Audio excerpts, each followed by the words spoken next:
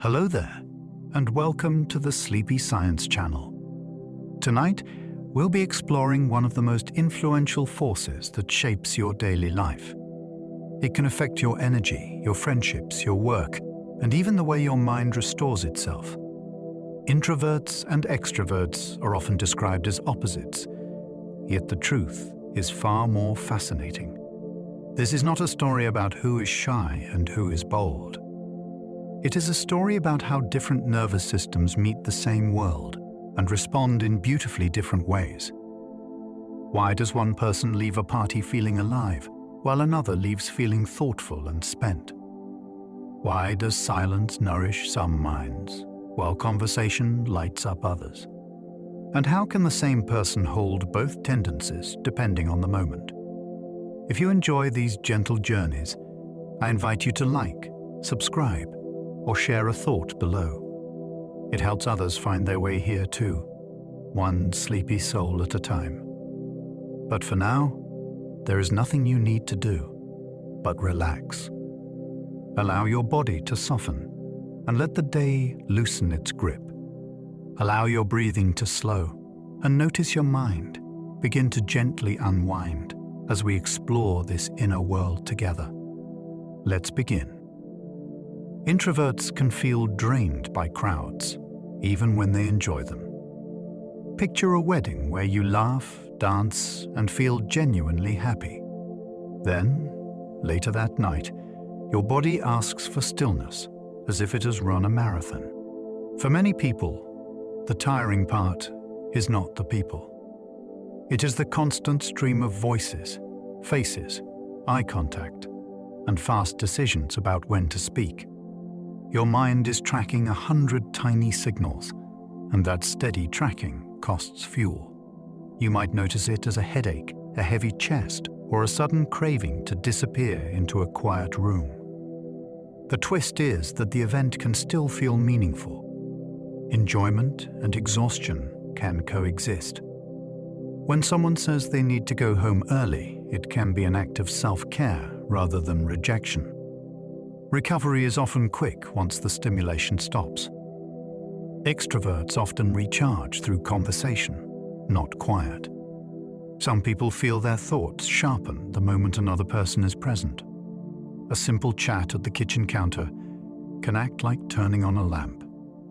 They may start the day a little flat, then become brighter after a few exchanges, even if the topic is ordinary. It is not attention-seeking in a cartoon sense. It can be regulation. Talking creates rhythm, feedback, and emotional calibration.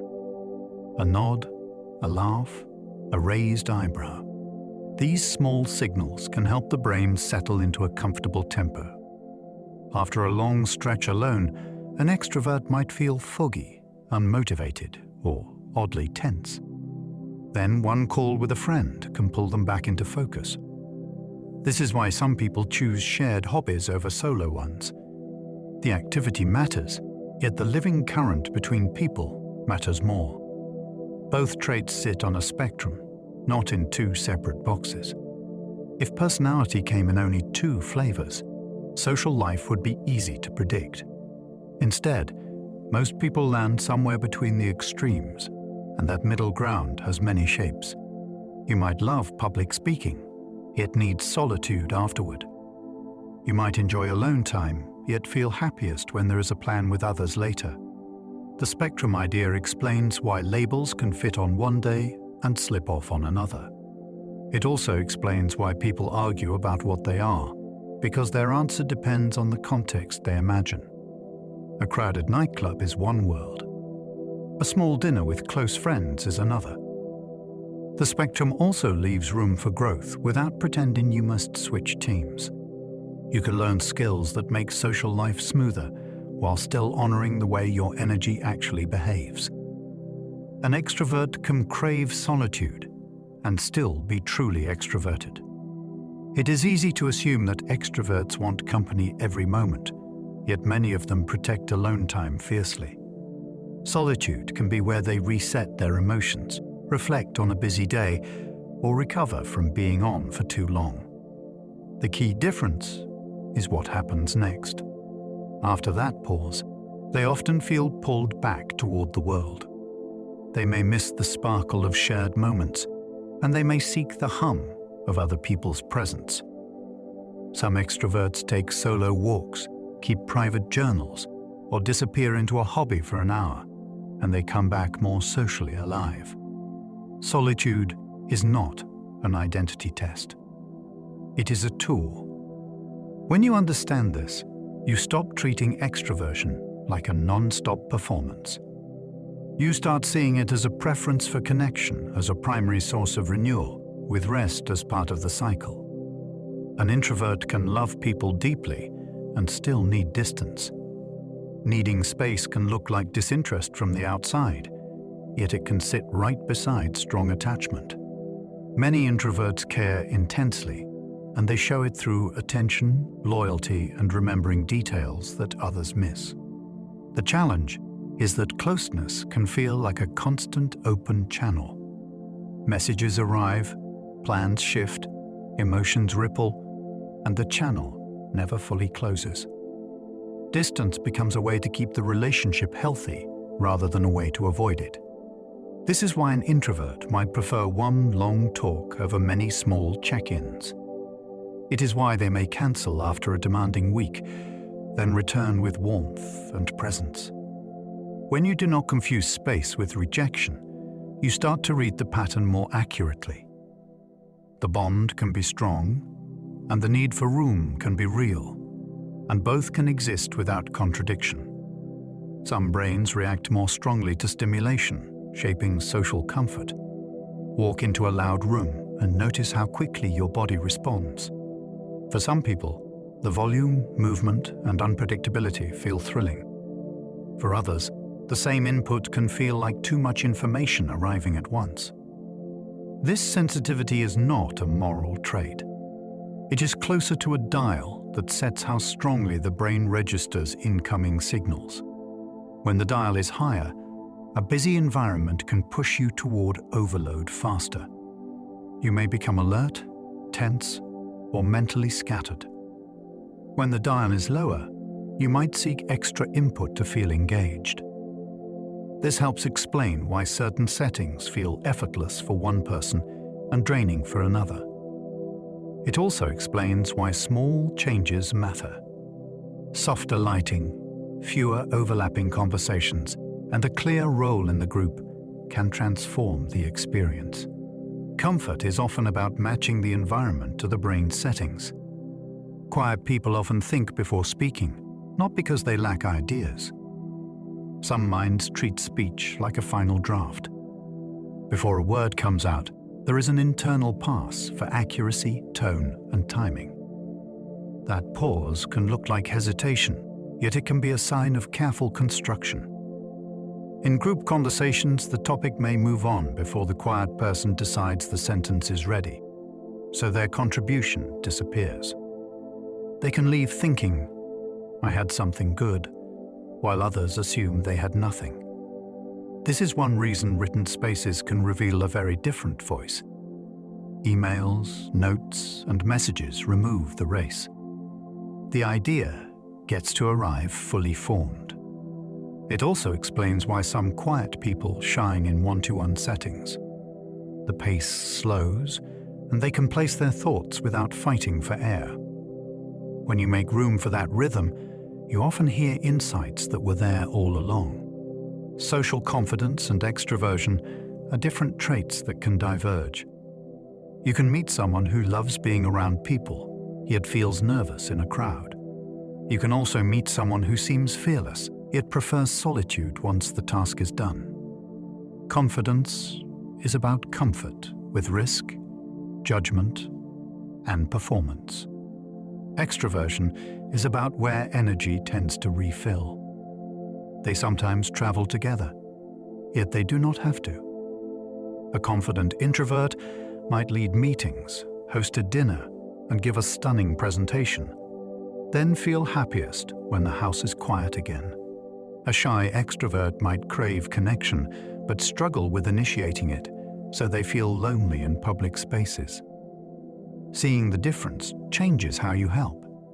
One person needs practice, and support to reduce anxiety. Another needs permission to rest without being mislabeled. When you stop merging these traits, people start making sense in a way that feels kinder and more accurate. Your environment can pull you outward or inward without changing you. Think of personality as a pattern, then imagine it interacting with a place. A warm group that welcomes pauses can draw an introvert into conversation. A chaotic group that rewards speed can push them into silence. The same is true in reverse. A collaborative team can light up an extrovert. A lonely schedule can flatten their mood. Environment includes culture too. Some workplaces praise being outspoken. Some families value restraint. When the environment matches your style, you appear effortless. When it clashes, you may look like a different person, and people may misread that shift as your true self. This is why labels can feel confusing across life stages. School, first jobs, parenthood, and aging all change the social landscape. You are not always changing at the core. Sometimes the world around you is changing the pull on the pattern. The same person can act opposite ways, depending on the situation. You might be lively with close friends, then reserved at a networking event. You might be talkative at work, then silent at home. This does not mean you are fake. It means your brain is responding to safety, familiarity, stakes, and role.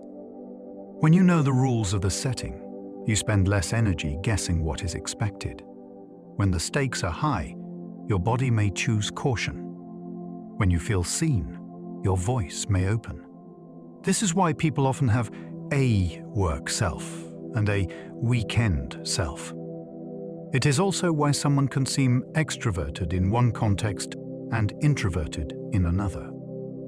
Situations can change the cost of speaking and the reward of connecting. Once you see that, personality becomes less like a fixed label and more like a map of tendencies. The map stays, yet the terrain changes how you travel. Introverts often prefer fewer friendships with more depth and trust. Some people would rather know 3 people well than know 30 people lightly. That preference can look like selectiveness, yet it often comes from how intimacy is built. Depth takes time, attention, and repeated proof that a bond is safe. An introvert may spend months watching how someone handles secrets, conflict, and kindness. Then, once trust clicks into place, the loyalty can feel almost unshakable. These friendships often carry long conversations, shared rituals, and the comfort of silence that does not need filling. It can also mean fewer but more deliberate plans. Instead of saying yes to every group invite, they may choose one coffee where the talk can go past headlines and into real thoughts. When a deep friendship forms, it can feel like having a home base in the social world. Extroverts often keep wider networks, thriving on many small connections. For some people, friendship is not a narrow doorway. It is a wide plaza with many paths leading in. A quick chat with a neighbor, a friendly message to an old colleague, a laugh with the barista.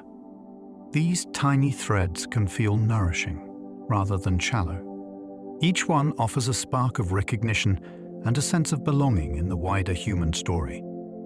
Extroverts often remember names, link people to opportunities, and keep social bridges from collapsing. A wide network can also act like a safety net. If one friend is busy, another is free. If one group feels heavy, another group feels light. This does not mean the connections are fake. It means connection itself is a comfort. Many extroverts also have a smaller inner circle. They simply enjoy having many friendly doors they can knock on. Introverts may listen longer, then speak with sharper precision. In a fast conversation, the introvert can seem like they are disappearing. In reality, they may be collecting clues: tone, timing, word choice, and what is not being said. By the time they speak, they have often shaped a sentence that lands cleanly. This can feel almost surprising, like a summary that makes everyone pause. Listening also gives them time to test their own reaction. Is it true? Is it fair? Is it useful? Their precision can show up as the perfect question that changes the direction of a discussion. It can also show up as the careful phrase that calms a tense moment. If you have ever watched someone stay silent for 10 minutes, then say one line that clarifies everything, you have seen this strength. It is not slowness. It is craft. Extroverts may think out loud, using speech to shape ideas. Some minds discover what they believe only after hearing themselves say it. Talking becomes a workshop. A half-formed thought comes out. Then it gets refined in real time through reaction and reply. An extrovert might start with a messy sentence, then suddenly find the clean version while speaking. It can look like rambling if you expect every statement to be polished, yet it is often how they build clarity. The listener is not just an audience. The listener is part of the thinking system. This is why extroverts can be brilliant brainstormers. They turn a room into a tool. A colleague's question, a friend's laugh, a small disagreement. Each one pushes the idea into a sharper shape. After the conversation, they may finally feel finished. Silence did not do the job. Interaction did. Introverts can process social detail intensely, which takes energy.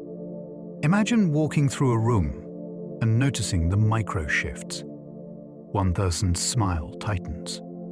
Another person's voice changes by a small degree. Two people stop talking when someone enters. For some introverts, social life can feel like high-resolution perception.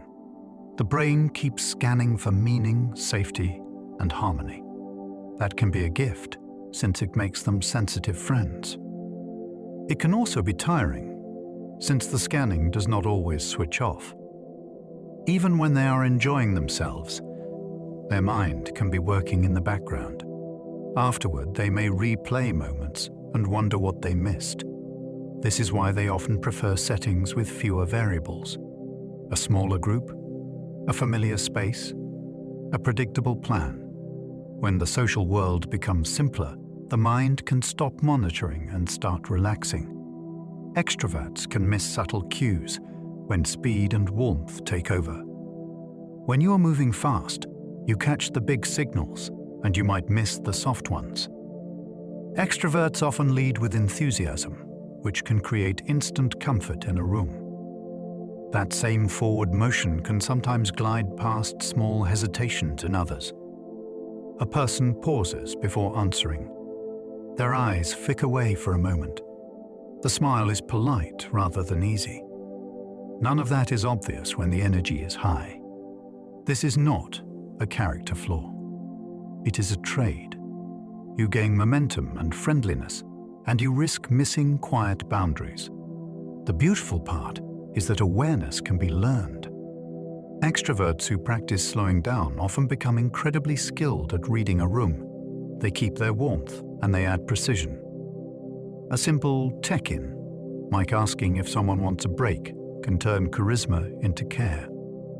Many introverts hate interruptions because concentration feels fragile. For some people, focus is not a switch. It is a slow descent into depth. They start at the surface, then they sink into a mental space where ideas connect. An interruption can pull them up too fast, and it can take a long time to return. That is why an unexpected question can feel like someone yanking a book out of your hands mid-sentence.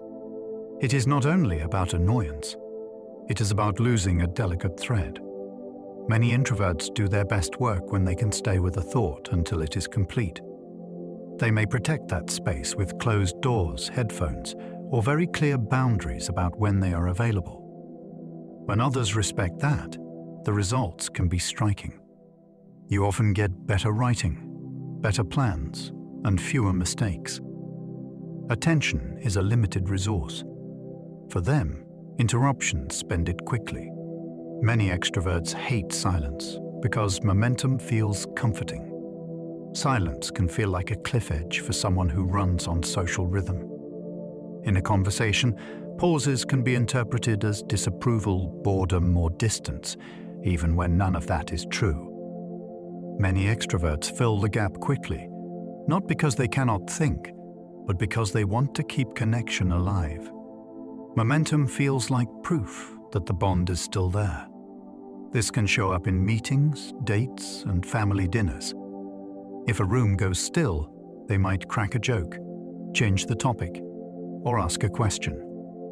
The goal is not noise. The goal is continuity. When extroverts learn that silence can also mean comfort, their world expands. A pause can become a shared breath instead of a threat. It helps to name it. Saying, "I am thinking," can keep the connection steady while the room is quiet. Introverts may dread small talk, yet love meaningful questions. Small talk can feel like walking in circles. Weather, traffic, and surface updates can seem pointless if you crave real information about a person.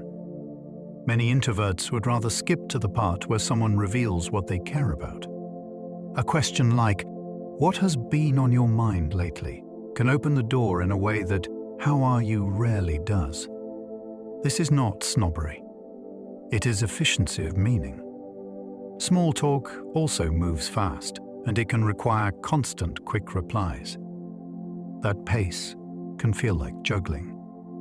Meaningful questions slow the rhythm and allow longer answers. They also create a sense of purpose, which makes social effort feel worthwhile. If you are hosting an introvert, you can watch the transformation happen. Offer a thoughtful prompt, and their voice often becomes warmer and more animated. Depth is not only content. It is a kind of relief. Extroverts may love small talk because it opens doors fast. Small talk is often dismissed as empty, yet it can be a powerful social tool. For many extroverts, it is how you test the water before you swim. A simple comment about the room, a shared laugh about the day, a quick exchange about food. These are low-risk signals that say, "I am friendly," and "I am not a threat." Once that bridge is built, deeper conversation can follow naturally. Small talk also helps extroverts gather options. They learn who is open to talking, who prefers space, and who shares an interest. It is like social radar. It can also be generous. In a group, small talk gives everyone an easy way in. Not everyone is ready to discuss fears, dreams, or philosophy in the first minute. A light opening can be a gift. For an extrovert, it is not filler. It is entry. Introverts often prefer writing because it allows complete expression. When you write, you can build a thought like a house. You choose the foundation, check the corners, then decide what to reveal first. Many introverts love that control. Writing removes the pressure to respond instantly, and it lets them say what they truly mean. They can notice their own emotion, adjust their tone, and find a clearer word. In conversation, the thought may arrive late, and the moment may pass. On the page, the moment waits. This is why some introverts seem quiet in a group, but brilliant in messages, essays, or notes. Their mind is not empty. It is careful. Writing also creates safety. You can be honest without being interrupted. You can share something personal without watching someone's face change in real time. The result can be intimacy that feels smoother and more exact. For many introverts, writing is not avoidance. It is accuracy. Extroverts often prefer speaking because it creates instant feedback. Speech gives you real-time signals that writing cannot offer. A smile that says, "I get you." A pause that says, "Tell me more." A laugh that turns a tense moment into something lighter. For extroverts, those signals can feel like oxygen. They guide the flow and make connection feel alive. Speaking also carries warmth through tone, rhythm, and timing. Even a simple sentence can feel supportive when it is spoken kindly. This is why extroverts often choose phone calls over long message threads. They want the person, not only the words. In conversation, they can adjust quickly if something lands wrong. They can clarify, soften, or brighten on the spot. That agility makes relationships feel easier. For many extroverts, speech is not just communication. It is closeness you can hear. Introverts can be slow to warm up, then surprisingly playful. At the start of an event, an introvert may look reserved. They might stand back, watch the group, and speak less than others. This can be mistaken for boredom. Often, it is calibration. They are learning the tone of the room and deciding what kind of humor fits. Once they feel safe, a switch can flip. Suddenly they are telling stories, making sharp jokes, and laughing with full presence. People sometimes say, "I did not know you were so funny." The funny part was there. It was just waiting for the right conditions. Warm-up time can protect them from social mishaps. It reduces the chance of saying something careless in the wrong setting. It also makes their playfulness feel more personal. When an introvert gets silly with you, it often means you have earned a place inside their comfort zone. Extroverts can be instantly friendly, then quietly withdraw later. An extrovert can walk into a room and make it feel warmer in minutes. They greet people, ask questions, and create a sense of ease. That outward brightness can make others assume they are always socially full. Yet extroverts can still hit a limit. After hours of connecting, their energy can dip, and they may suddenly want to go home without explanation. Sometimes the crash comes the next day. They might ignore messages and spend time alone, which confuses people who only saw their social spark. This pattern can be healthy. The friendly burst is real, and the need to retreat is real too. Withdraw does not mean the connection was fake. It means they spent a lot of fuel. Extroverts often give energy freely. Later, they may need privacy to refill, sort their feelings, and return as themselves. Some introverts socialize best in predictable, structured settings. When you know what will happen, your brain does not have to keep guessing. That can make social life feel far less exhausting for an introvert. A book club has a topic. A board game has rules. A weekly walk has a familiar rhythm. Structure provides a shared script, and the script reduces pressure. It also gives natural turns. You do not have to fight for airtime, and you do not have to invent conversation from nothing. Predictability can also create safety for deeper sharing. When the frame is stable, the mind can relax enough to be more open. This is why many introverts prefer planned meetups over noisy parties. It is not that they dislike people, they dislike chaos. In a structured setting, you often see them become more expressive, more relaxed, and more fully present. Some extroverts socialize best in spontaneous, high-energy settings. For many extroverts, surprise is not a threat. It is a spark. An unplanned dinner, a last-minute invitation, a room full of new faces. These settings offer novelty, and novelty can feel like a power source. High-energy spaces also create easy momentum. Music, movement, and quick conversation cues can carry you along, even if you do not know everyone. Spontaneity removes overthinking. There is no long runway for worry to grow. You show up and respond to what is happening. Many extroverts also enjoy the role of social catalyst. They introduce people, suggest plans, and turn a dull moment into a lively one. In these environments, their strengths become obvious. They read excitement fast, they match the room's tempo, and they help others loosen up. For them, a spontaneous setting is not messy. It is alive. Introverts may need recovery time after even successful social events. A great night can still require a quiet morning.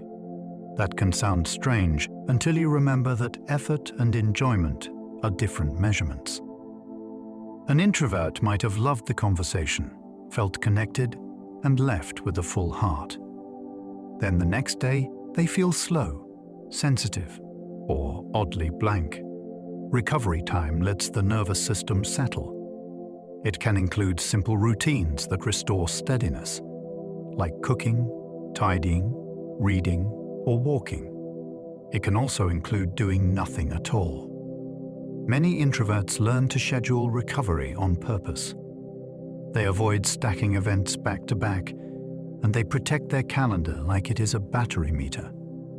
When friends understand this, relationships become easier. The introvert is not disappearing. They are restoring their ability to be present again. If you give them that space, you often get their best self back sooner, with more warmth and attention. Extroverts may feel restless after too much time alone. Too much solitude can feel like being underfed, even if life is otherwise comfortable. An extrovert might start pacing, scrolling, or starting projects that do not stick. Their body is seeking stimulation, and their mind is seeking shared emotion. Loneliness is part of it, yet restlessness can happen even without sadness. It can be a kind of social hunger. Many extroverts regulate their mood through interaction. A short conversation can lift them, while a day alone can feel oddly heavy. This is why some extroverts talk to strangers so easily. The interaction itself steadies them. It is also why they often thrive in environments with background presence, like cafes or co-working spaces. The sounds of life can help. When extroverts learn this about themselves, they can design healthier routines. They build regular connection into the week, so their energy does not swing as wildly. Introverts often choose hobbies that deepen focus, not status. Many introvert-friendly hobbies have one thing in common. They reward immersion. Gardening, painting, woodworking, coding, knitting, birdwatching, and long-distance running. These activities offer a private relationship with progress. You can get better quietly, and the payoff is real. Focus also becomes a refuge from social noise. When you are absorbed in a craft, your mind stops scanning for cues and starts following a single thread. The satisfaction is not only the result, it is the state you enter while doing it. Status can matter to anyone, yet many introverts find status less motivating than mastery. They would rather feel competent than be seen. These hobbies also build identity in a steady way. You are not performing yourself. You are making something, learning something, or noticing something. Later, if you share it, it can create connection that feels natural. The hobby becomes a bridge that does not require small talk. Extroverts often choose hobbies that multiply interaction, not mastery. Some hobbies are built like social engines. Team sports, dance classes, improv, community theatre, group fitness, volunteering, and club nights. Even when skill matters, the strongest reward can be the shared experience. Extroverts often love activities where you move in sync with others. You trade jokes, celebrate wins, and feel part of something bigger than yourself. Progress happens, yet it happens alongside connection. Many extroverts also enjoy hobbies that create frequent new encounters. Joining a running club means meeting new people every week. Volunteering means working shoulder to shoulder and talking while your hands are busy. That combination can feel effortless. The activity provides a reason to be together, which removes awkwardness. It is not that extroverts dislike mastery. They often become excellent at what they do. It is that the social layer is not a bonus. It is the point. When the hobby multiplies interaction, it multiplies energy too. Introverts may dislike open offices, where attention is always exposed. In an open office, your mind can feel like it is living on a stage. Even when nobody is staring, the possibility of being observed can keep your brain slightly braced. Footsteps pass behind you. Someone laughs near your desk. A chair scrapes. You hear your name and you wonder if it was said kindly. For many introverts, the hardest part is not noise alone. It is the constant chance of interruption and the feeling that your focus is public property. Deep work needs a long runway, yet open spaces shorten the runway again and again. This can lead to quiet coping strategies like arriving early, using headphones, or taking bathroom breaks that are really reset breaks. When privacy returns, even briefly, concentration often returns with it, like a tide coming back in. Extroverts may dislike remote work when days feel too quiet. Remote work can be efficient, yet for some people it feels like living in a muted world. Without hallway hellos and casual check-ins, the day can lose its rhythm. Extroverts often use small interactions as emotional markers.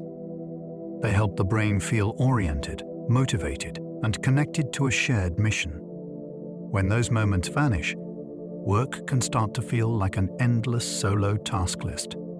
You might notice it as procrastination, snack wandering, or a sudden urge to schedule meetings that do not truly need to exist. It is not laziness.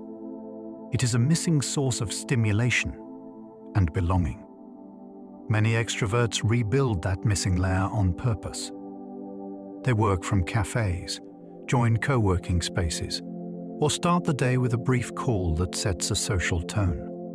A little human contact can change the whole texture of a working day. Introverts can excel at one-to-one conversations, where signals are clearer. In a group, conversations can feel like weather.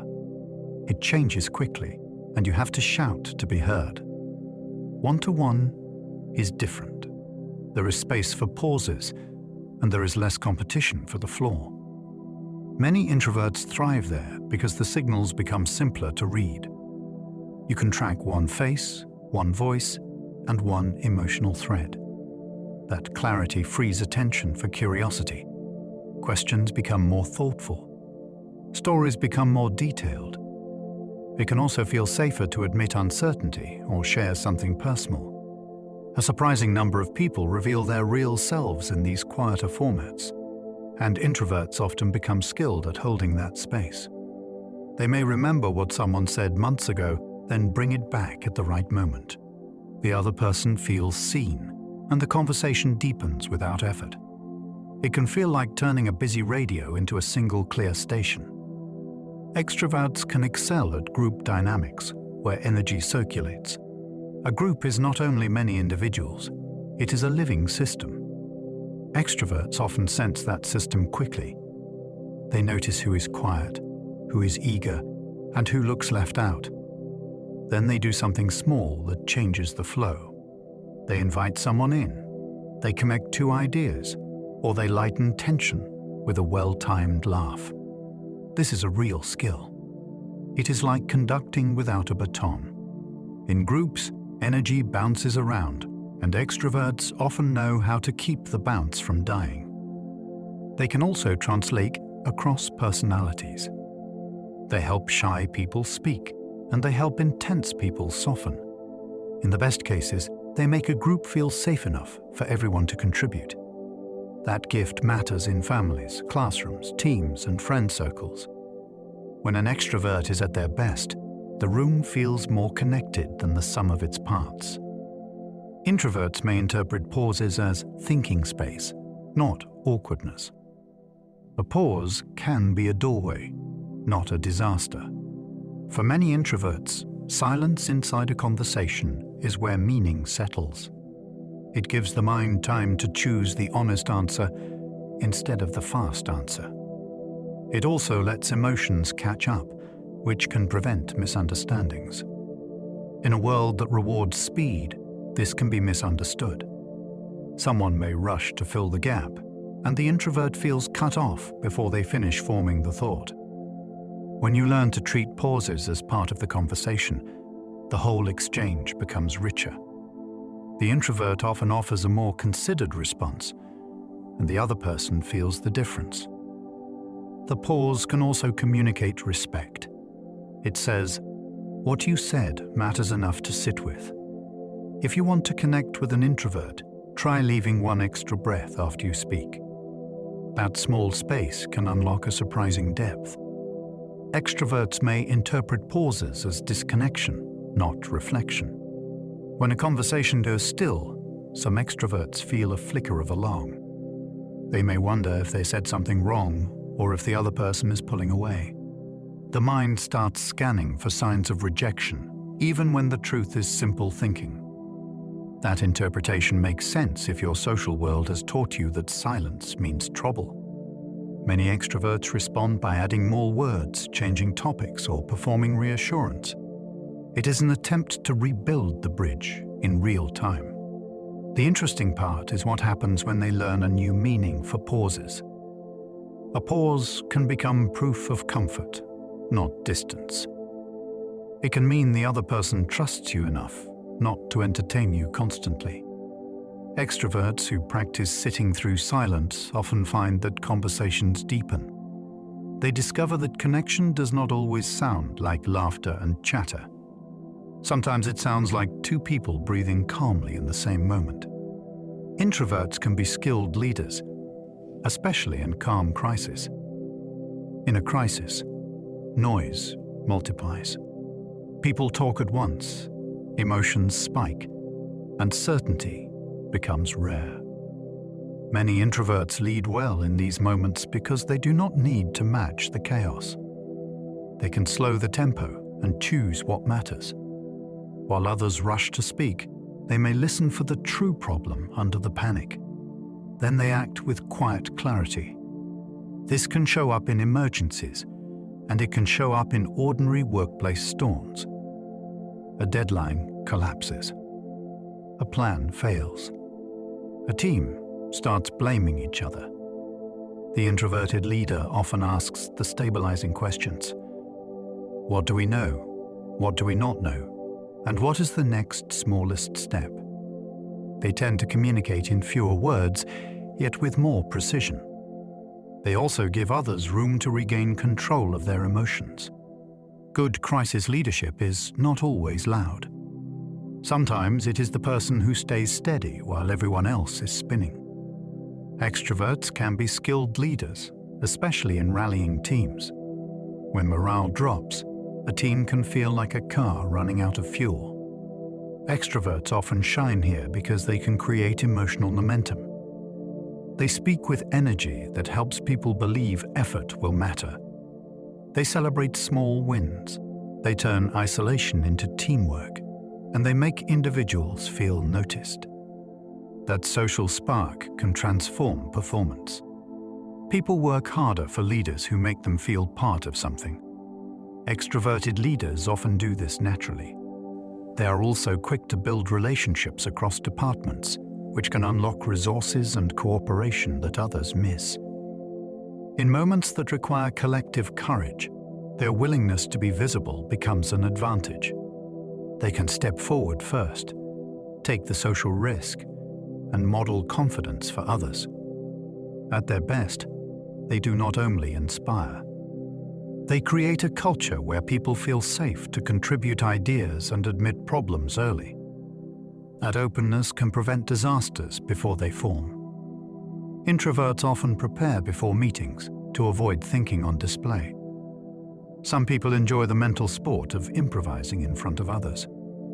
Many introverts prefer a different path.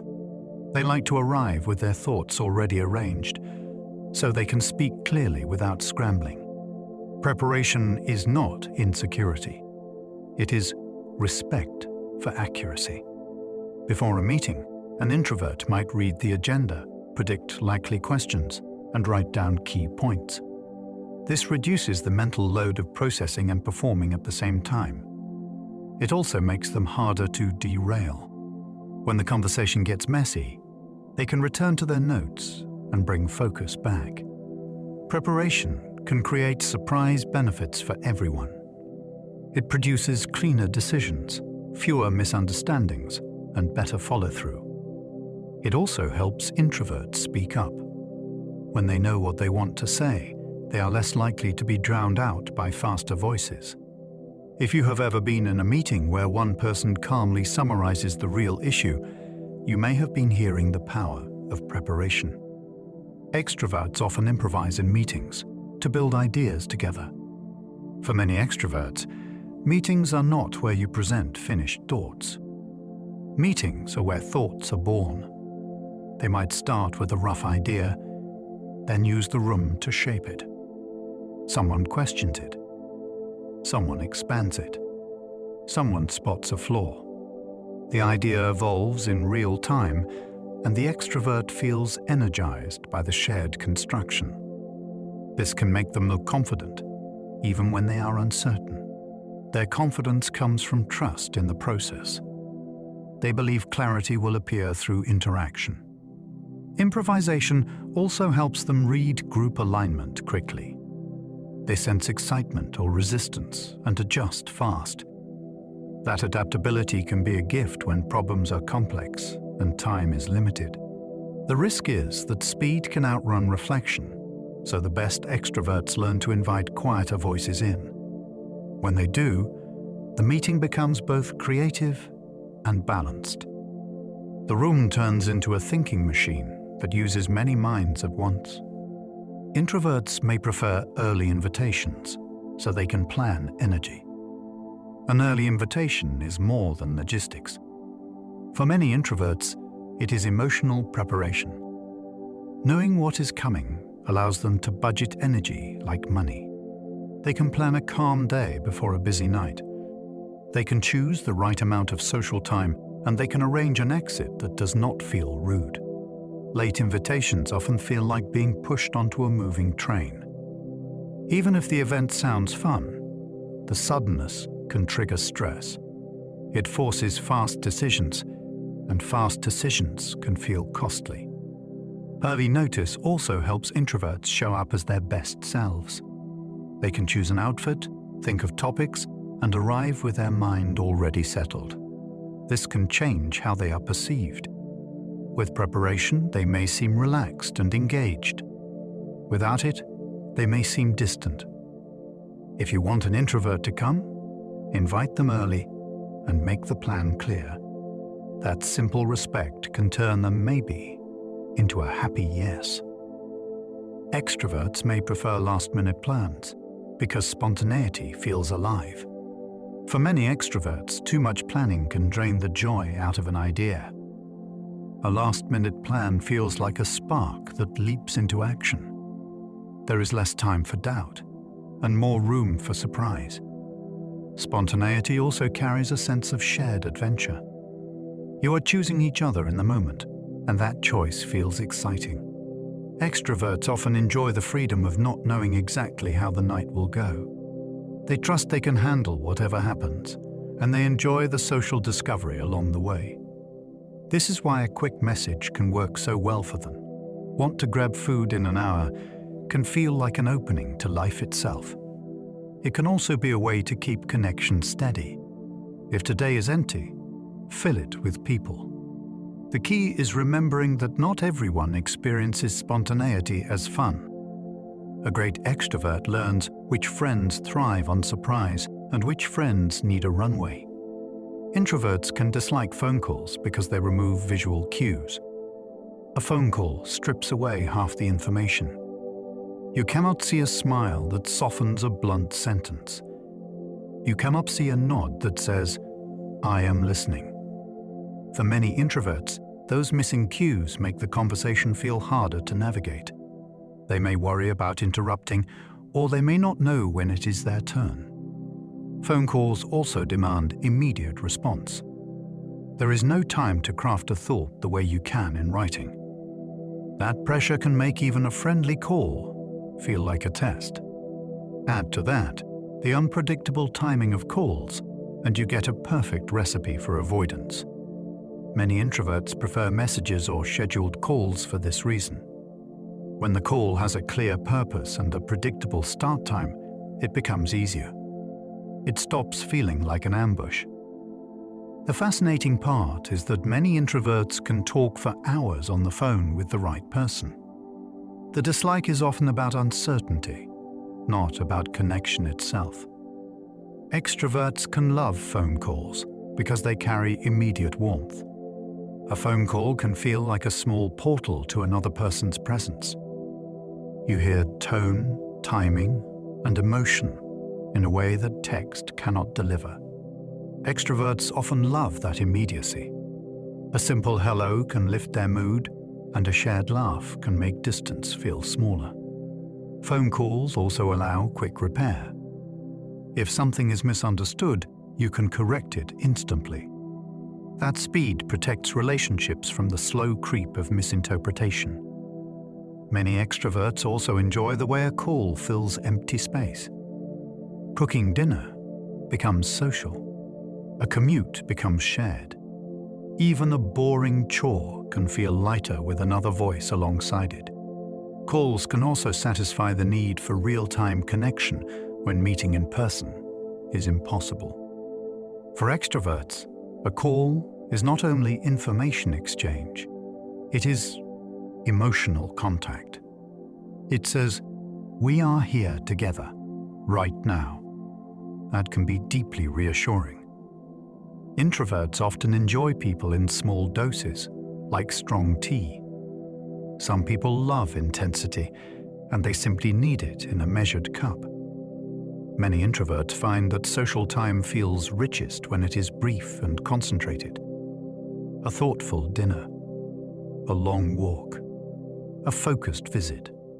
They can be fully present, then leave before their energy dips into strain.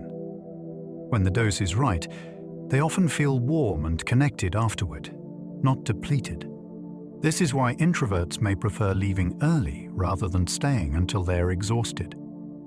They want to preserve the good feeling. It is also why they might decline casual hangouts that could drag on without structure. They would rather choose a smaller plan with a clear endpoint. The benefit is that their attention can be vivid. They notice details, listen closely, and respond with care. A short time with an introvert can feel surprisingly intimate because they are not spreading themselves thin. It is concentrated connection, and it can be deeply satisfying. Extroverts often enjoy people in long doses, like sunlight. For many extroverts, being around people is not a treat. It is a climate. Long stretches of connection can feel natural and restoring. They might spend an entire day with friends and still feel energized at the end. The extended time allows layers of interaction. There is joking, then serious talk, then shared activity, then joking again. That variety keeps the social experience fresh. Long doses also create a sense of belonging that short bursts cannot always provide. Extroverts often feel happiest when life is threaded with people from morning to night. This does not mean they want constant deep discussion. They enjoy the background presence, the small comments, and the casual togetherness. That is why gatherings, shared trips, and busy households can feel like home to them. When extroverts get enough social sunlight, they often become calmer. They are less restless, more focused, and more emotionally steady. Connection does not distract them. It nourishes them over time. Introverts may notice internal states quickly, including stress and fatigue. Some people sense their inner world with surprising speed, a slight tension in the chest, a subtle shift in mood, a creeping mental tiredness, that arrives before it becomes obvious. Many introverts have this kind of internal awareness, and it can act like an early warning system. They may realize they are overstimulated before the room gets unbearable. They may notice irritability rising and choose to step away before they snap. This sensitivity can support good self-care, yet it can also create challenges. If you notice every wobble in your body, you might worry more. You might analyze normal fluctuations as signs of trouble. The skill is learning to read the signals without panicking. When used well, internal awareness helps introverts design better days. They take breaks before burnout hits. They choose calmer routes home. They plan recovery instead of crashing. It is like having a dashboard that updates quickly, and it can be a powerful advantage when you learn what the lights mean.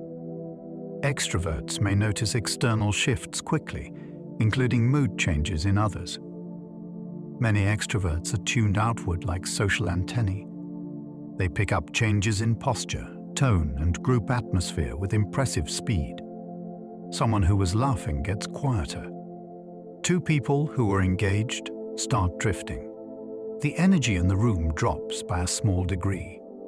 Extroverts often notice this before anyone says a word.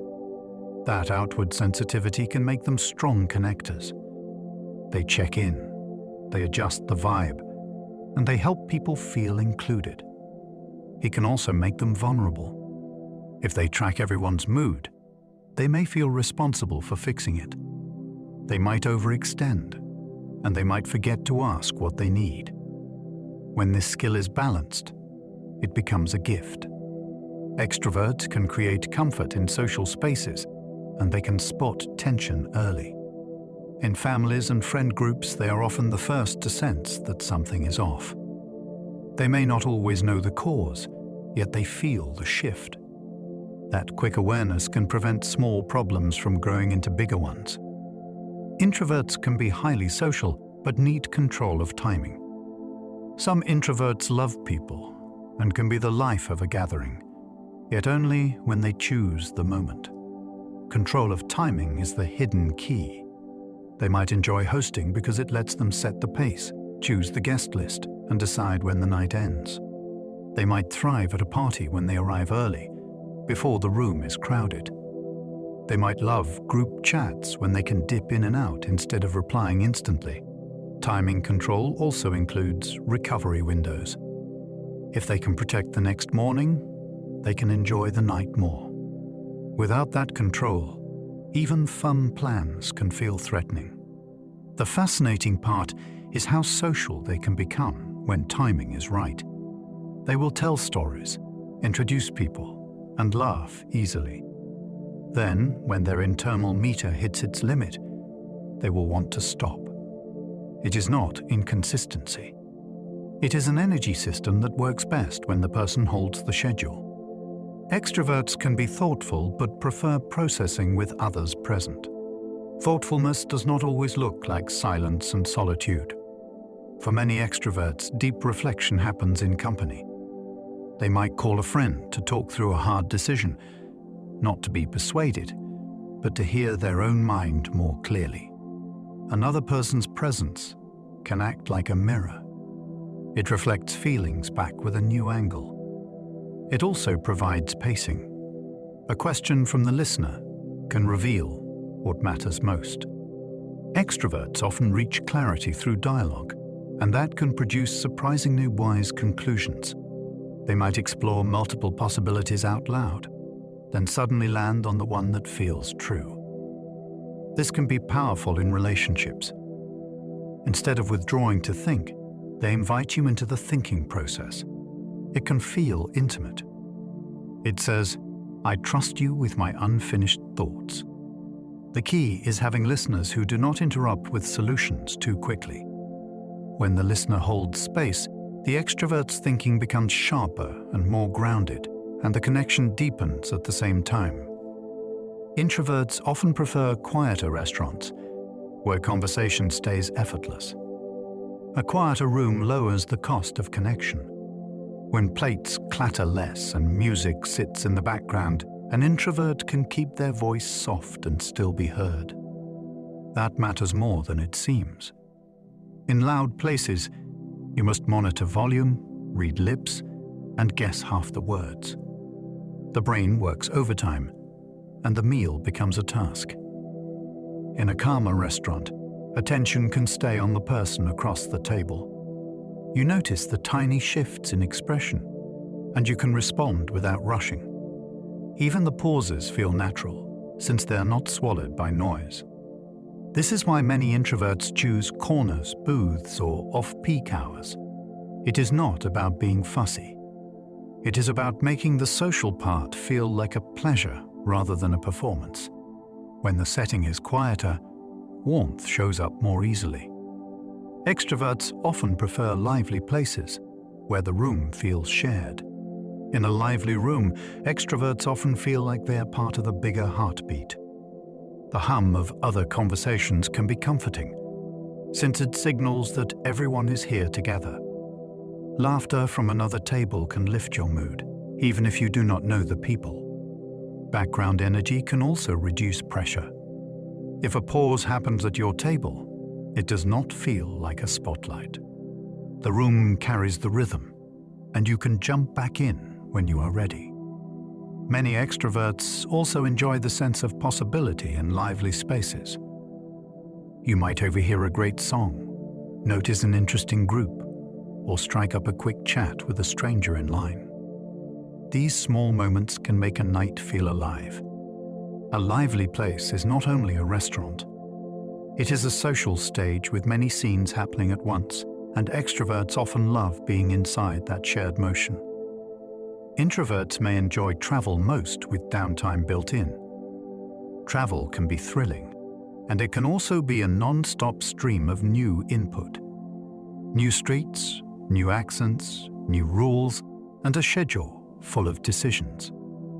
Many introverts enjoy trips more when there is planned breathing room, a slow morning in the hotel, an afternoon with no agenda, a quiet cafe where you can watch life pass without needing to join it. Downtime also helps memory. When the day is not packed, experiences have time to settle, and the trip feels richer rather than blurry. This is why some introverts prefer fewer destinations and longer stays. They want to learn a place, not only collected. With downtime built in, they can show up more fully for the fun parts. They might explore a museum with real attention, then return to their room content instead of drained. The trip becomes both discovery and restoration. Extroverts may enjoy travel most with constant shared activity.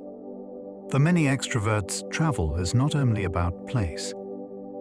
It is about togetherness, in motion.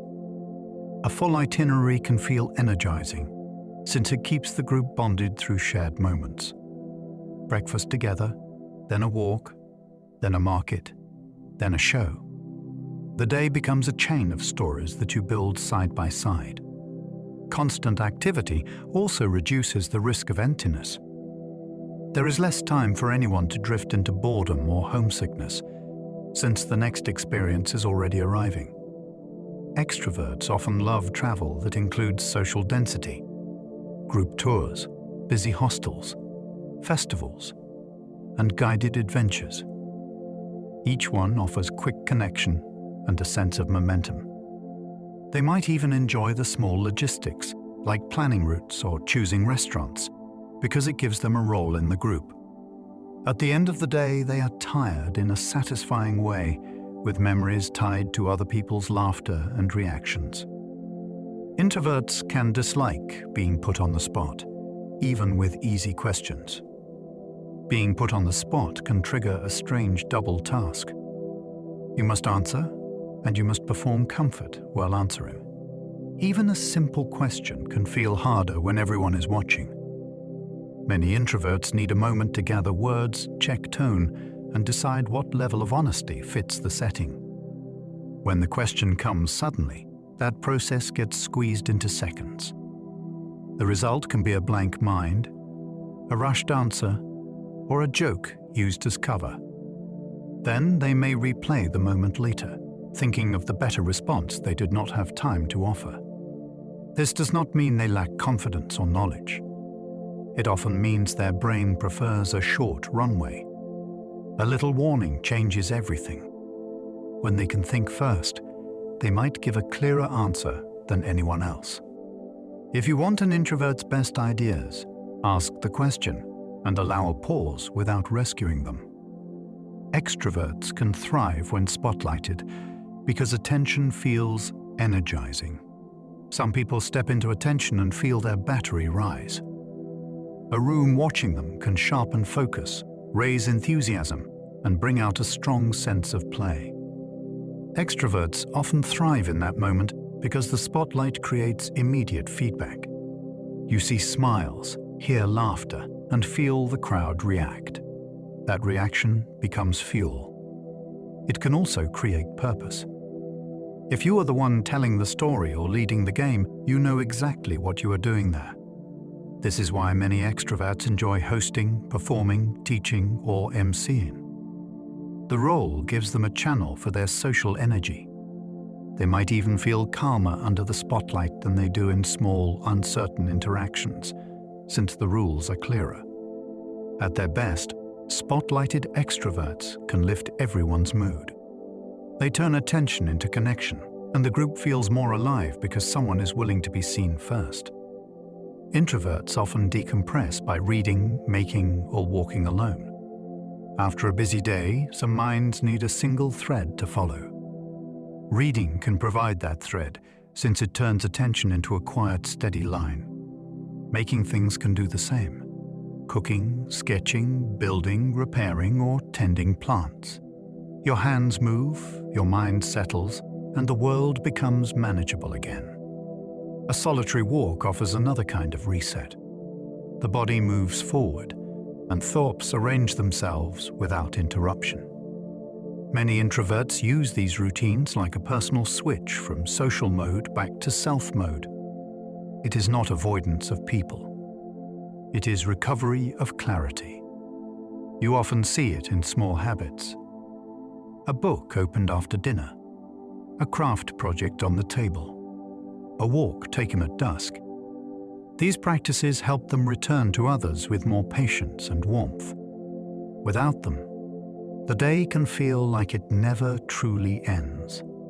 Extroverts often decompress by calling friends, meeting up, or hosting. For many extroverts, the fastest path out of stress is contact. A call can pull them out of looping thoughts, since another voice changes the mental landscape. Meeting up can do even more. Shared food, shared jokes, and shared movement often soften the edges of the day. Hosting can be especially soothing because it combines connection with control. You set the music, choose the snacks, and create the atmosphere you want to be inside. The interesting part is that these social resets are not always deep conversations. Sometimes it is the simple comfort of presence, like hearing someone in the room while you do ordinary tasks. Extroverts often feel better when life is relational. Even one short interaction can bring relief.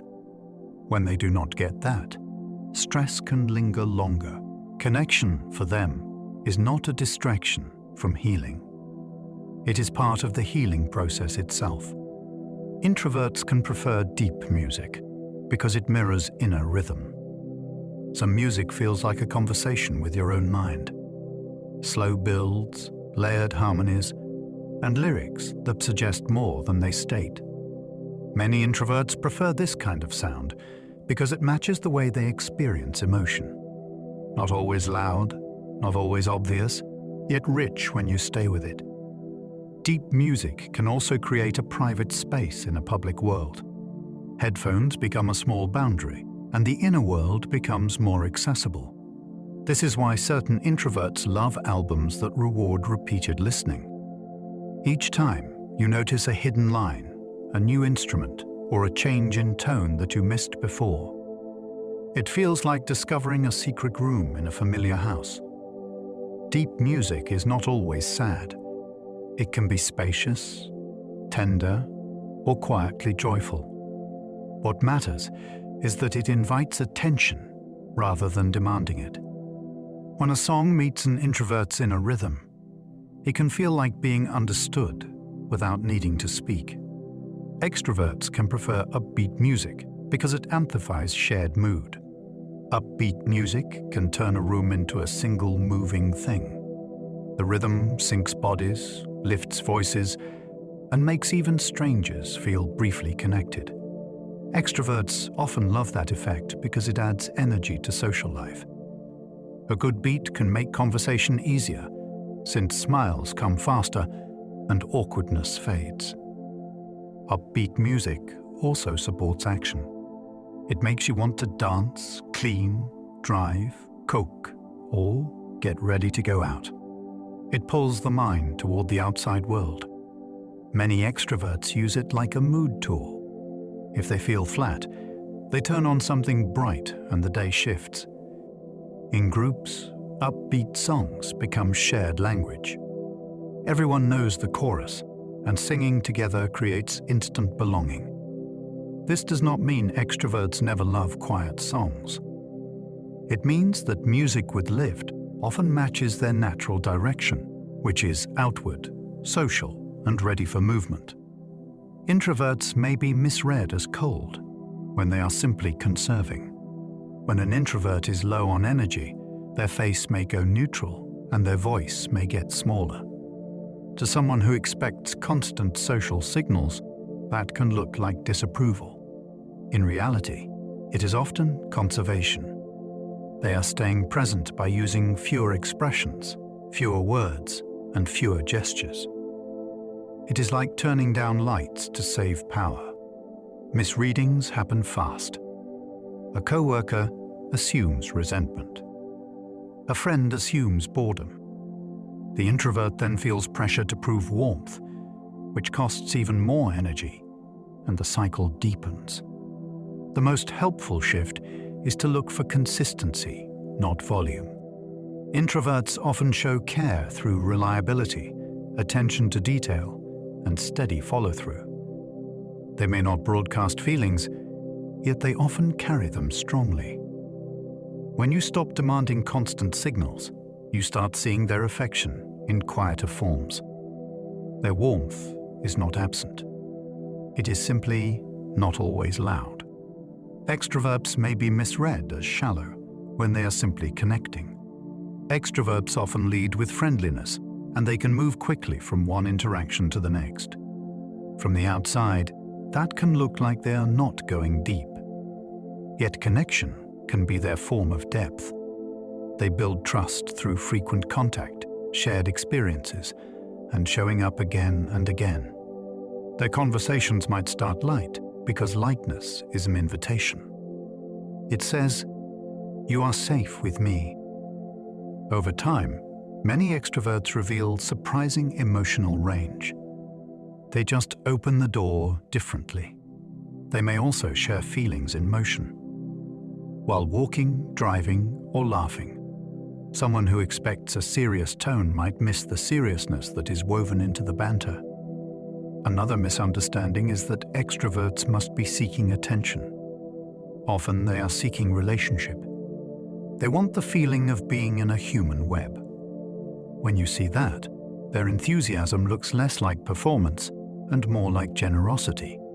They connect so others do not feel alone. Introverts can dislike networking because relationships feel non-transactional. Networking events can feel like a strange social game. You introduce yourself, exchange polite lines, and wonder what the other person wants from you. For many introverts, that transactional undertone feels uncomfortable. They prefer bonds that grow through shared context and real familiarity. Work together first, then trust forms naturally.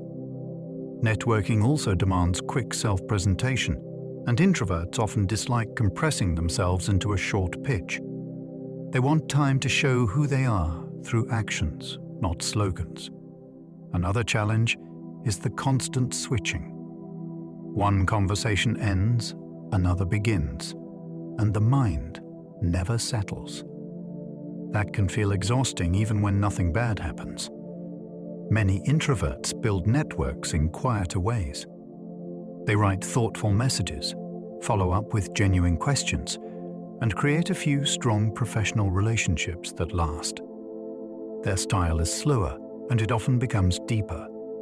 When they do connect, it tends to be based on real interest rather than social obligation. Extroverts can enjoy networking because strangers feel like possibilities.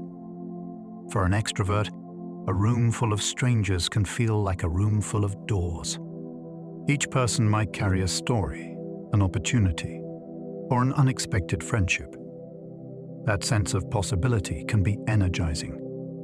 Networking also offers clear purpose. You are there to meet people, so starting a conversation feels natural rather than intrusive. Extroverts often enjoy the small social puzzles, like finding common ground fast. They ask easy questions, share a quick story, and create comfort in minutes. They also tend to connect people to each other. If someone needs a job lead or a collaborator, the extrovert may remember who could help and make the introduction on the spot. This makes them valuable in professional communities. The best part is that networking does not have to stay superficial. Extroverts often use it as the first step. Then they deepen the connection through follow-up. A quick chat becomes coffee. Coffee becomes collaboration. For them, strangers are not threats. They are potential allies waiting to be discovered. Introverts may need silent mornings to start the mind gently. Morning can set the emotional temperature of an entire day. Many introverts prefer to begin with minimal input, since their mind is still waking up and arranging itself. Silence helps them notice what they feel, what they need, and what matters today. If the morning begins with questions, noise, or urgent messages, the mind can feel crowded before it is fully online. That crowding can lead to irritability that seems to come from nowhere. A quiet start can include simple rituals: tea, a shower, a journal, or a few minutes looking out of a window. The goal is not romance. It is regulation. When the day starts with a calm baseline, introverts often handle social demands more easily later. They can speak with more patience and listen with more attention. Silent mornings also create a sense of ownership. You begin as yourself, not as a responder to everyone else's needs. Extroverts may need busy mornings to start the day with spark. Some people wake up and feel ready only after the world begins moving around them. A busy morning can provide that ignition. Music on, messages answered, a quick conversation, or a fast start to errands. The motion signals we are alive, and the day is happening. Extroverts often find that activity pulls them into focus. It gives them direction and energy, and it reduces the chance of getting stuck in low mood. Social contact can be especially activating. A cheerful hello in the kitchen, a chat with a coworker, or a short call can make the day feel shared instead of solitary. Busy mornings also help extroverts feel connected to time. When you have plans early, the day has shape. Without that, the day can feel like a blank page that never quite begins. The key is choosing the right kind of busy. It should energize, not overwhelm. When it matches them, the day starts brighter. Introverts can feel happiest in flow states, where time disappears. Flow is the feeling of being so absorbed that the clock stops mattering. You are not thinking about yourself. You are inside the task. Many introverts chase this state because it is deeply restorative. It can happen while writing, drawing, coding, solving puzzles, playing an instrument, or learning a complex skill. The mind becomes quiet in a special way, not empty, but completely engaged. Flow also offers a kind of self-forgetting that reduces stress. You stop monitoring how you are coming across, and you stop scanning the environment for social signals. You are simply doing. This is why introverts often value uninterrupted time. They are not only being productive, they are touching a state that feels like emotional nourishment. When the task ends, they often emerge with a calm satisfaction that is hard to get from passive rest. Flow can make a day feel meaningful, even if nothing dramatic happened. It is a small pocket of timelessness inside ordinary life. Extroverts can feel happiest in social synchrony, where laughter aligns. There is a moment in a great group where everyone feels in tune. The timing is right, jokes land, and people build on each other's energy without trying. That is social synchrony, and extroverts often find it deeply satisfying. It is not only fun, it is regulation through belonging. When laughter aligns, bodies relax, and the world feels safer. You are part of a shared rhythm, and that rhythm can quiet anxiety. Extroverts often help create this state. They set up little sparks that others catch, and they keep the pace from stalling. Social synchrony can also happen in more serious ways. A team solving a problem in perfect cooperation. Friends cooking together without stepping on each other's toes. A choir singing as one voice. In those moments, the self feels larger. You are still you, yet you are also part of something joined. Extroverts often leave these experiences glowing. They feel recharged because the connection was not random. It was coordinated. Introverts may prefer thoughtful compliments, not frequent ones. A thoughtful compliment can feel like being truly seen. Many introverts prefer fewer compliments, and they prefer that the ones they receive are specific and sincere. Praise that feels automatic can make them uneasy, since it sounds like a social script rather than a real observation. They might wonder if the person is trying to manage impressions. A thoughtful compliment is different. It might name a concrete strength, like patience in a hard moment or creativity in a small detail. That specificity lands. It also respects privacy. Many introverts dislike being publicly praised, since attention can feel intense. They often prefer quiet appreciation, delivered one-to-one. This preference shapes how they give praise too. When an introvert compliments you, it is often carefully chosen and rooted in genuine respect. It is not about boosting the room's mood. It is about telling the truth. That kind of praise tends to stick. You remember it months later because it felt earned and accurate. Extroverts may prefer frequent affirmation because it builds momentum. Affirmation can act like fuel for an extrovert's drive. Frequent signals of appreciation help them know they are connected and valued, and that knowledge supports confidence. It is not always about needing praise. It can be about maintaining social alignment. A quick "that was great" or "I like your idea" keeps the emotional channel open. In teams, extroverts often use affirmation to lift others too. They compliment effort, celebrate progress, and turn small wins into shared victories.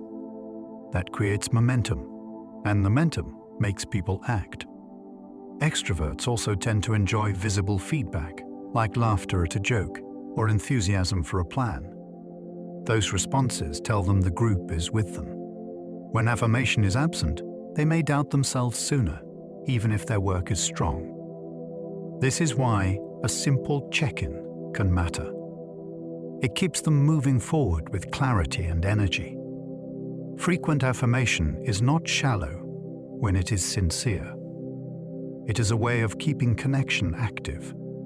Introverts can be strong performers once the script feels familiar. Stage fright often shrinks when the path is known. Many introverts perform brilliantly when they can rehearse, predict cues, and build muscle memory. A familiar script reduces the mental load of improvising in public, so attention can shift to craft. That is why some introverts love theatre, classical music, and prepared talks. They can practice until the performance feels like stepping into a well-lit room. Once they begin, something surprising can happen. Their focus becomes so complete that the audience fades into the background.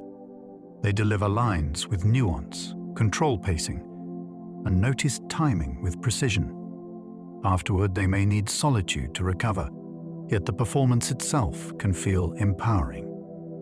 It is a reminder that introversion is not a lack of presence. It is a preference for preparation. When the structure is steady, their talent can become unmistakable. Extroverts can be strong performers because the crowd feeds energy. Some people feel the room like electricity. A crowd's attention can sharpen their senses, lift their mood, and make their timing faster. Extroverts often thrive here because feedback arrives instantly. A laugh, a gasp, a ripple of applause. Each response guides the next moment, and the performer adjusts without thinking. That loop can be exhilarating, and it can make them bolder than they are in private. It also explains why some extroverts struggle in empty rehearsal rooms, then suddenly come alive on opening night. The audience provides a sense of shared purpose. You are not alone in your nerves. You are in a relationship with the room. Many extroverted performers also love the social layer around performance. Backstage chatter, post-show conversations, meeting people afterward. For them, performance is not only art. It is connection made visible. Introverts may avoid conflict because emotional noise feels heavy. Conflict is rarely only about the issue. It comes with tone shifts, raised voices, and unpredictable reactions. For many introverts, that emotional noise can feel overwhelming, even when they are right. They may avoid arguments to protect their nervous system from intensity. This can look like agreeing too quickly, changing the subject, or leaving the room. Inside, though, they are often thinking deeply about fairness and consequences. They might need time to sort what they feel before they can speak calmly. If they are pushed to respond fast, they may shut down or say less than they mean. The best way to hear an introvert in conflict is to lower the temperature. Speak slowly, be specific, and give space for pauses. Many introverts become surprisingly direct when the conversation feels safe. They do not avoid truth. They avoid chaos. Extroverts may address conflict quickly to restore connection fast. When connection matters, tension can feel urgent. Many extroverts want to resolve conflict quickly because the emotional distance is uncomfortable. They would rather talk now than carry uncertainty for days. This can be a strength, since problems often grow in silence. A quick conversation can clear misunderstandings before they harden into stories. Extroverts may also use warmth as a repair tool. They apologize, offer reassurance, and seek a friendly tone to bring the relationship back into alignment. The risk is moving too fast for the other person's processing speed. If the partner needs time, the extrovert might interpret the pause as rejection and push harder. When extroverts learn to combine speed with patience, they become excellent repairers. They can name the issue, confirm care, and set a plan. Then they can allow space without panic. Quick repair is powerful when it stays respectful. Introverts can process feelings privately, then share them clearly. Some emotions arrive like weather, and they need time to settle before you can describe them. Many introverts do their emotional work in private first. They reflect, journal, take a walk, or sit quietly until they understand what is true. This can make them seem unaffected in the moment, yet later they may speak with striking clarity. Their words often sound organized because they have already lived through the messy part internally. They might say, "I felt hurt when that happened," and they can explain why without blaming. That clarity can be a gift in relationships since it reduces confusion. It also means timing matters. Pressuring an introvert to talk before they are ready can produce silence or a rushed answer that does not fit. When you give them room, they often return with a thoughtful description of what they need. Their emotions are not distant. They are simply processed off stage. Extroverts can process feelings aloud, then understand them better.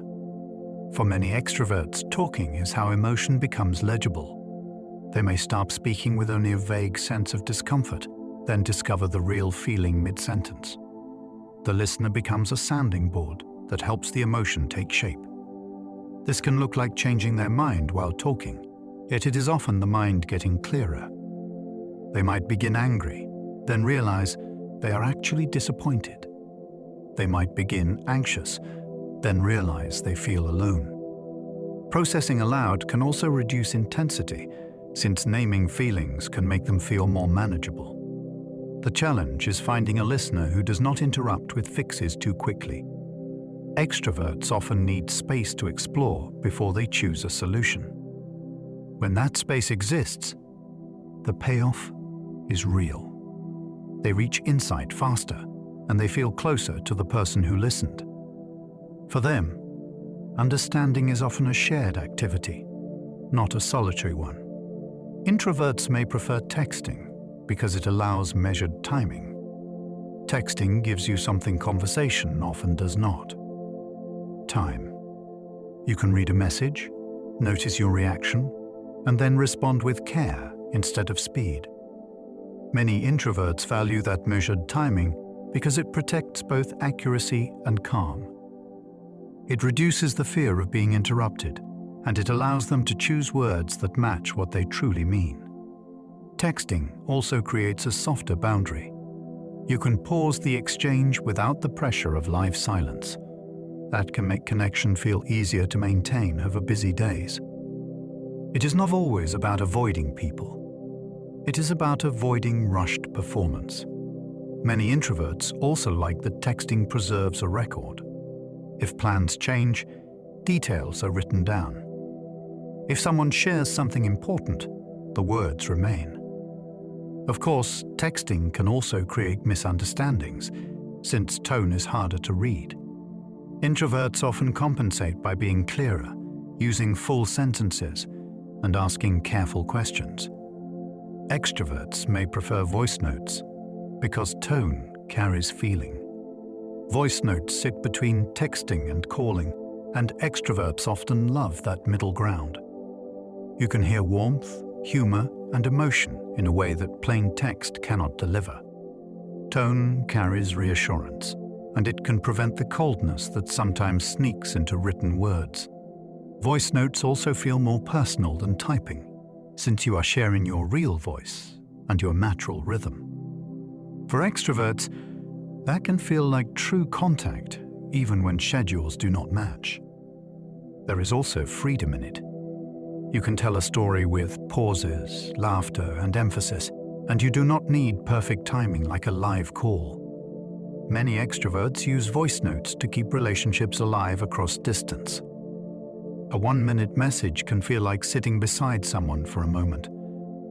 The main risk is sending too much too fast, since enthusiasm can spill over. When balanced, voice notes become a small bridge that carries real presence. Introverts can be highly funny, especially with trusted people. Some humor needs safety to bloom. Many introverts are quietly hilarious, yet they do not spend jokes on rooms that feel uncertain. With trusted people, their comedy can become sharp, surprising, and perfectly timed. They often notice small absurdities that others miss, and they deliver them with a calm face that makes the punchline land harder. Their humor can also be more layered. Wordplay, callbacks, subtle impressions, and observations that reward attention. In groups, They may hold back because fast banter moves too quickly. In a safe one-to-one, they can let the joke breathe. When an introvert starts teasing you, it often signals comfort. They are showing you a playful side that they protect. This can change how people see them.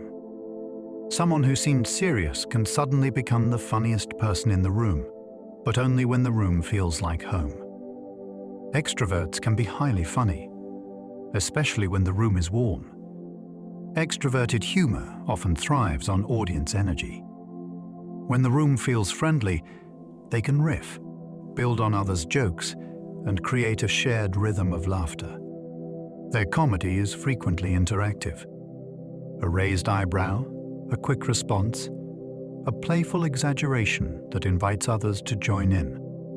They may also use humor as social glue. A tense moment appears, and a well-placed joke helps everyone breathe again.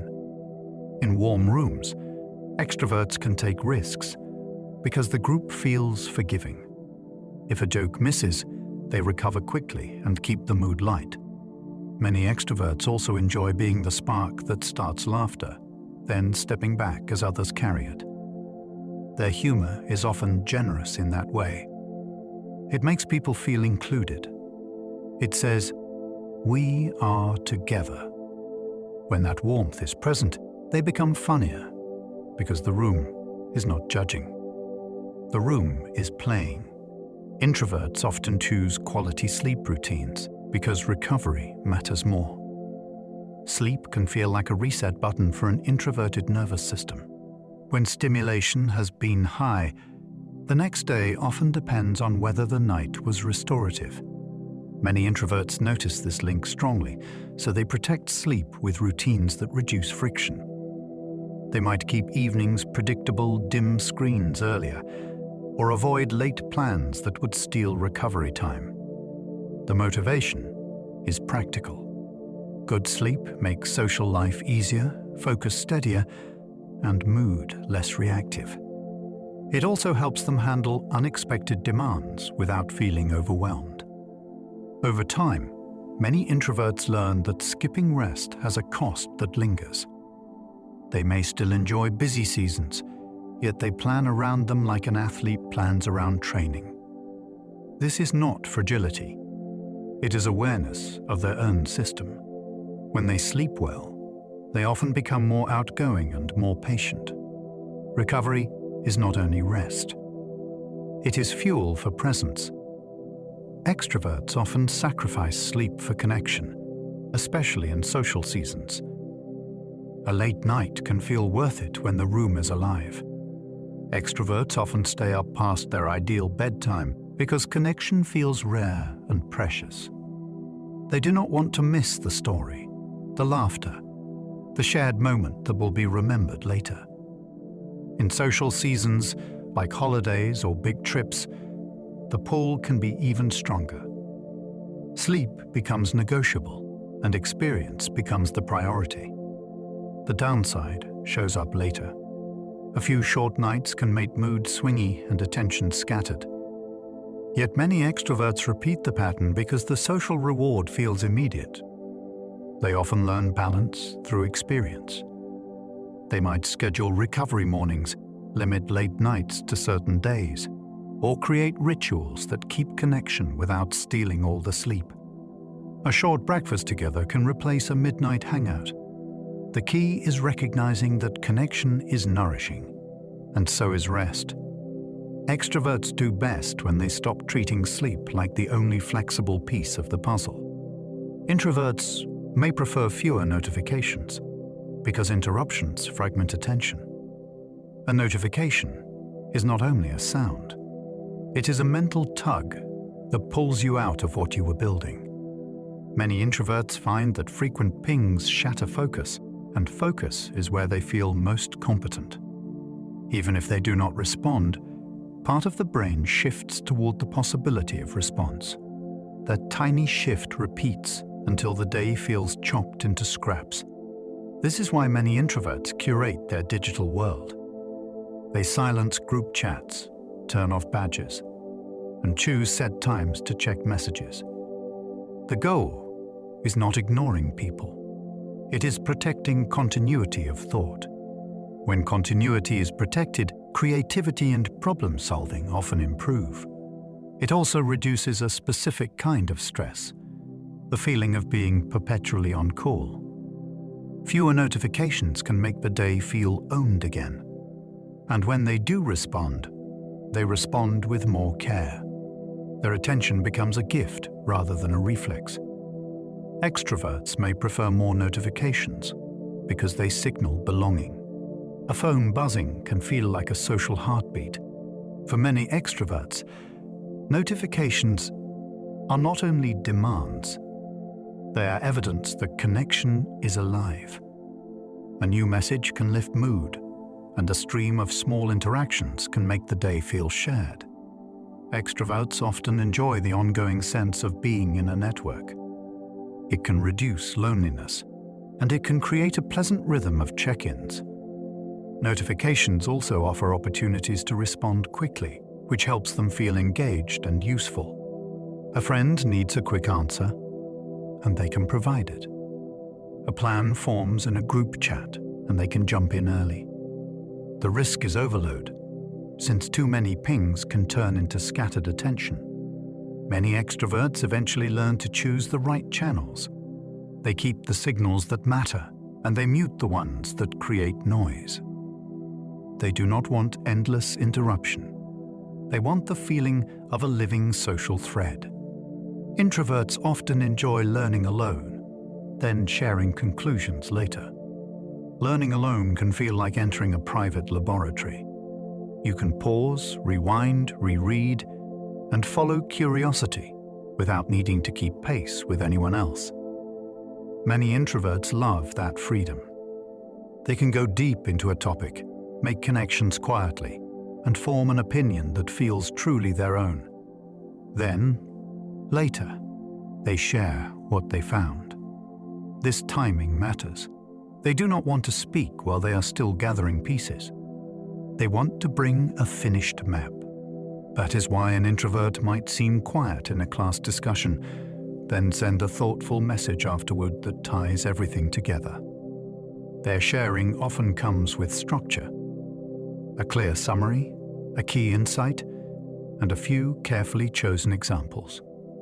This can make them excellent teachers in certain contexts, since they are not thinking while talking. They are offering what they already built. The result can feel surprisingly powerful, like receiving a well-wrapped gift of understanding.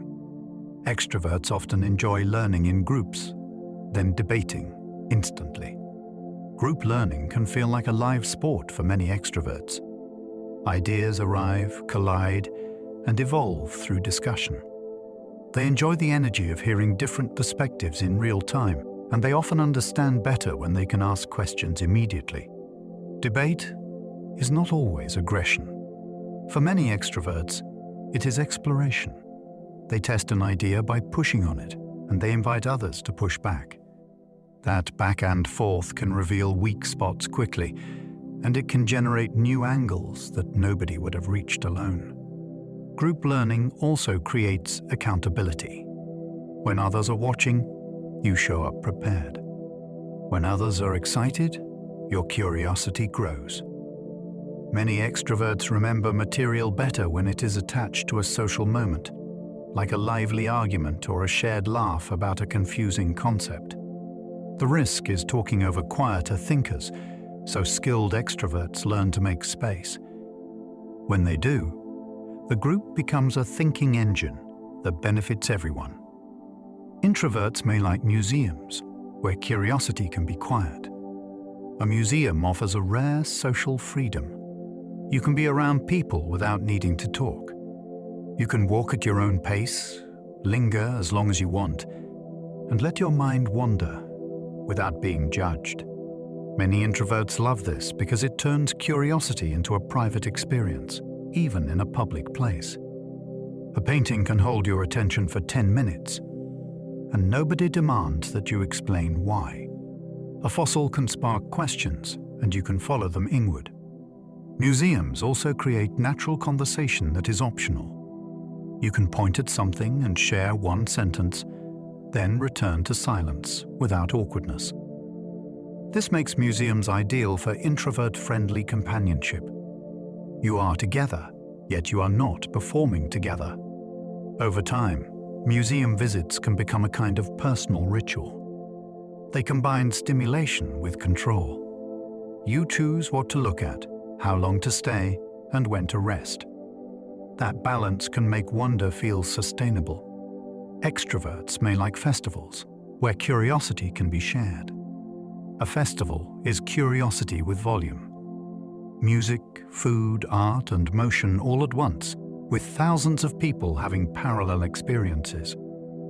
Extroverts often love this because discovery becomes social. You try something new, then immediately share the reaction. You hear a band, and a crowd's energy amplifies the sound. You taste something unfamiliar, and you laugh with friends about how surprising it is. Festivals also offer constant micro-adventures. A new stage, a new stall, a new conversation with someone who is excited for the same reason you are.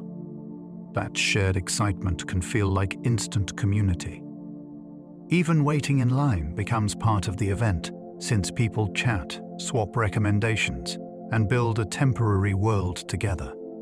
Many extroverts leave festivals feeling filled up, not because every moment was perfect, but because every moment was connected. Their curiosity does not stay in their head. It becomes a story told out loud. Introverts can love romance deeply, but need space to stay steady. Romance can be intense, and intensity can be exhausting. Many introverts love with depth, attention, and loyalty, yet they also need space to keep their inner world balanced. Without that space, they can feel emotionally flooded, even by someone they adore. Time alone helps them return to themselves. It lets them reflect on feelings, lower stimulation, and come back with more warmth instead of less. This need can be misunderstood, especially early in a relationship. A partner may assume distance means declining interest. In reality, it can be a sign of taking the bond seriously, since the introvert is protecting long-term steadiness. Many introverts show love through reliability and careful noticing. They remember what matters to you, and they make room for it. When their need for space is respected, their affection often becomes more consistent. Their love is not a constant performance. It is a steady presence built to last. Extroverts can love romance openly and show it through presence. For many extroverts, love feels natural when it is visible. They show it through time, touch, shared plans, and frequent contact. Presence is their language. They want to be near you, and they want you to be part of their daily stream. That can feel thrilling, since the relationship becomes woven into ordinary life. Extroverts often express affection quickly, not because it is shallow, but because expression itself feels honest. They may introduce you to friends early, invite you to events, and speak warmly about you in public. This openness can create security, since you do not have to guess what they feel. The challenge is pacing, especially with a partner who needs more space. Skilled extroverts learn that constant proximity is not the only proof of love. They can keep their openness, and they can also allow breathing room. When balanced, their romance feels like sunlight. It is warm, obvious, and hard to miss. Introverts often prefer pets for calm companionship without constant talk. A pet can offer presence without performance. Many introverts find that deeply soothing because affection arrives without a demand to speak, smile on cue, or keep a conversation moving. A cat settling nearby can feel like permission to stay still. A dog's steady attention can feel like being accepted exactly as you are. Pets also create predictable rituals that ground the day. Feeding, walking, brushing, and the familiar sound of paws across a floor. There is a quiet kind of communication too. You learn the meaning of a tail flick, a head tilt, or a paw placed on your knee. In stressful moments, that wordless bond can steady the nervous system faster than advice. Pets can also make social life easier in small ways. They offer a simple topic, and they bring warmth into a home. For many introverts, companionship feels best when it does not compete with silence. Extroverts often prefer gatherings at home because hosting feels natural. Hosting can feel like turning connection into something you can shape. Many extroverts love that power. You choose the music, set out food, and guide the mood without needing to dominate it. Home gatherings also create a steady flow of interaction. People arrive in waves, conversations overlap, and no single moment carries too much pressure. If one chat stalls, you can drift to another. Hosting can also be a form of care. You notice who needs an introduction, who is sitting alone, and who wants a quieter corner. That social orchestration can feel satisfying, like making a room work for everyone. Home also lowers barriers. It is easier to invite people for an hour, and it is easier to extend the night if the energy is good. Many extroverts find that hosting strengthens their relationships quickly. Shared memories form in familiar rooms, and the home becomes a hub where people feel welcomed back. Introverts can be sensation sensitive, noticing lights, sounds, and textures more. Some people walk into a room and instantly register the fluorescent buzz, the scratchy tag in a shirt, and the perfume that lingers in the air. For many introverts, that heightened noticing is part of daily life. It can make the world feel vivid, and it can also make it tiring. Bright lights can drain energy faster. Crowded soundscapes can blur speech into noise. Even a rough chair fabric can become an ongoing irritation that pulls attention away from a conversation. This sensitivity can shape preferences in surprising ways. Softer lighting at home, familiar clothing, calm spaces for social time. It can also create strengths. These introverts often notice subtle changes others miss, like a shift in temperature or a new tension in a room. The key is not to treat sensitivity as weakness. It is a different way of receiving the world, and it asks for thoughtful design. Extroverts can seek stimulation, enjoying louder, brighter environments. For many extroverts, stimulation is not a threat. It is a spark. A bright room, lively music, and many faces can make their mind feel awake and ready. They often enjoy environments where something is always happening, because it keeps attention engaged without effort. Noise becomes atmosphere rather than distraction. Movement becomes energizing rather than overwhelming. This can be why extroverts gravitate toward busy cafes, social gyms, sports arenas, and lively city streets. They like the sense that life is unfolding around them in real time. Stimulation also provides easy conversation. A song playing, an event happening, a crowd reacting. The environment feeds the social moment, so nobody has to invent energy from scratch. Extroverts can also use stimulation strategically. When they feel low, they step into a brighter world and let the environment lift them. Their nervous system often calms through action and input, not through reduction. Introverts may prefer long-form media, where ideas unfold slowly.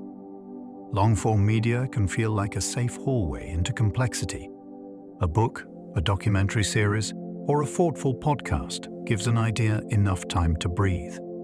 Many introverts love that pace because it matches how they enjoy understanding. They like context, nuance, and the feeling of building a mental map, layer by layer. With long-form stories, you can pause, reflect, and return without losing the thread. That control matters. It keeps curiosity from becoming rushed. Long-form media also creates a private relationship with the content. You do not need to react instantly, and you do not need to explain yourself while you are still forming an opinion. Over time, this preference can shape identity. Introverts often become people who know a topic deeply because they have followed it for hours rather than minutes. They may not share every thought right away, yet when they do speak, their perspective can feel richer. Slow unfolding can be a kind of pleasure, like watching a photograph develop. Extroverts may prefer short-form media, where novelty arrives quickly. Short-form media delivers quick changes, and many extroverts find that refreshing. A brief clip, a fast story, or a short article offers a burst of novelty that keeps attention lively. This style can fit the way extroverts often move through the day. They enjoy switching contexts, sampling ideas, and sharing reactions instantly. Short-form content is also social. It is easy to send to friends, laugh about, and discuss in a group chat without needing a long setup. The speed of it can feel like an ongoing conversation with the world. There is also a practical advantage. When you have limited time, short-form media offers stimulation without requiring a big commitment. Extroverts often like that flexibility. They can get a spark during a commute, while waiting in line, or between tasks. The challenge is depth. So many extroverts balance it with longer content when they want to settle into a topic. Still, the quick arrival of something new can feel like a small daily lift. Introverts can be excellent mentors because they observe before advising. Great mentoring often begins with watching, not talking. Many introverts naturally do that. They pay attention to how someone approaches a problem, where confidence drops, and what patterns repeat. Instead of offering a quick fix, they often ask a question that reveals what the person already knows. That approach can feel empowering, since it helps the learner own the solution. Introverted mentors also tend to remember details. They notice what someone said last week, and they connect it to today's challenge. That continuity makes mentees feel genuinely supported. Their feedback is often calm and specific, and it arrives without showmanship. That can be especially helpful for people who feel anxious or easily overwhelmed. There is also a quiet honesty in their style. They do not push advice to feel important. They speak when it will help. Over time, their mentorship can create real growth because it is rooted in careful attention rather than quick performance. Extroverts can be excellent mentors because they encourage through energy. Some people grow fastest when they feel believed in. Extroverted mentors often excel at creating that feeling. They celebrate small wins, speak optimism out loud, and make progress feel exciting instead of intimidating. Their energy can lower fear because the learner senses that mistakes are part of the process, not a disaster. Extroverted mentors also tend to be accessible. They check in often, invite questions, and keep the relationship active through frequent contact. That can help a mentee stay engaged, especially during slow or frustrating phases of learning. Many extroverted mentors are also good at opening doors. They introduce mentees to networks, opportunities, and real-world experiences that accelerate growth. Their mentorship can feel like being pulled into motion. When paired with good listening, it becomes powerful. The learner not only gets advice, they get momentum. They start to act with more courage because someone else's confidence has become contagious.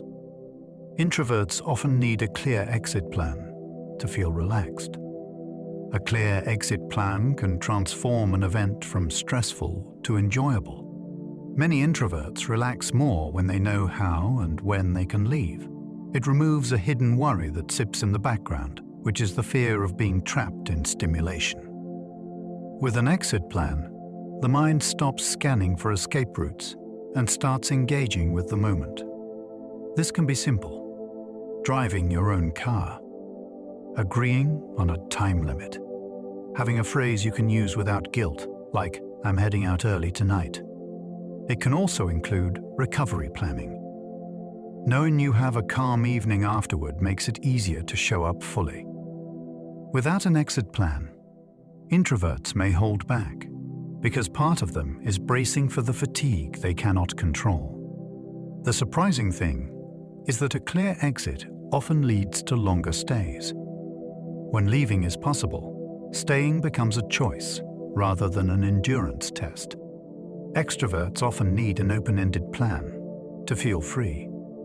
An open-ended plan can feel like breathing room.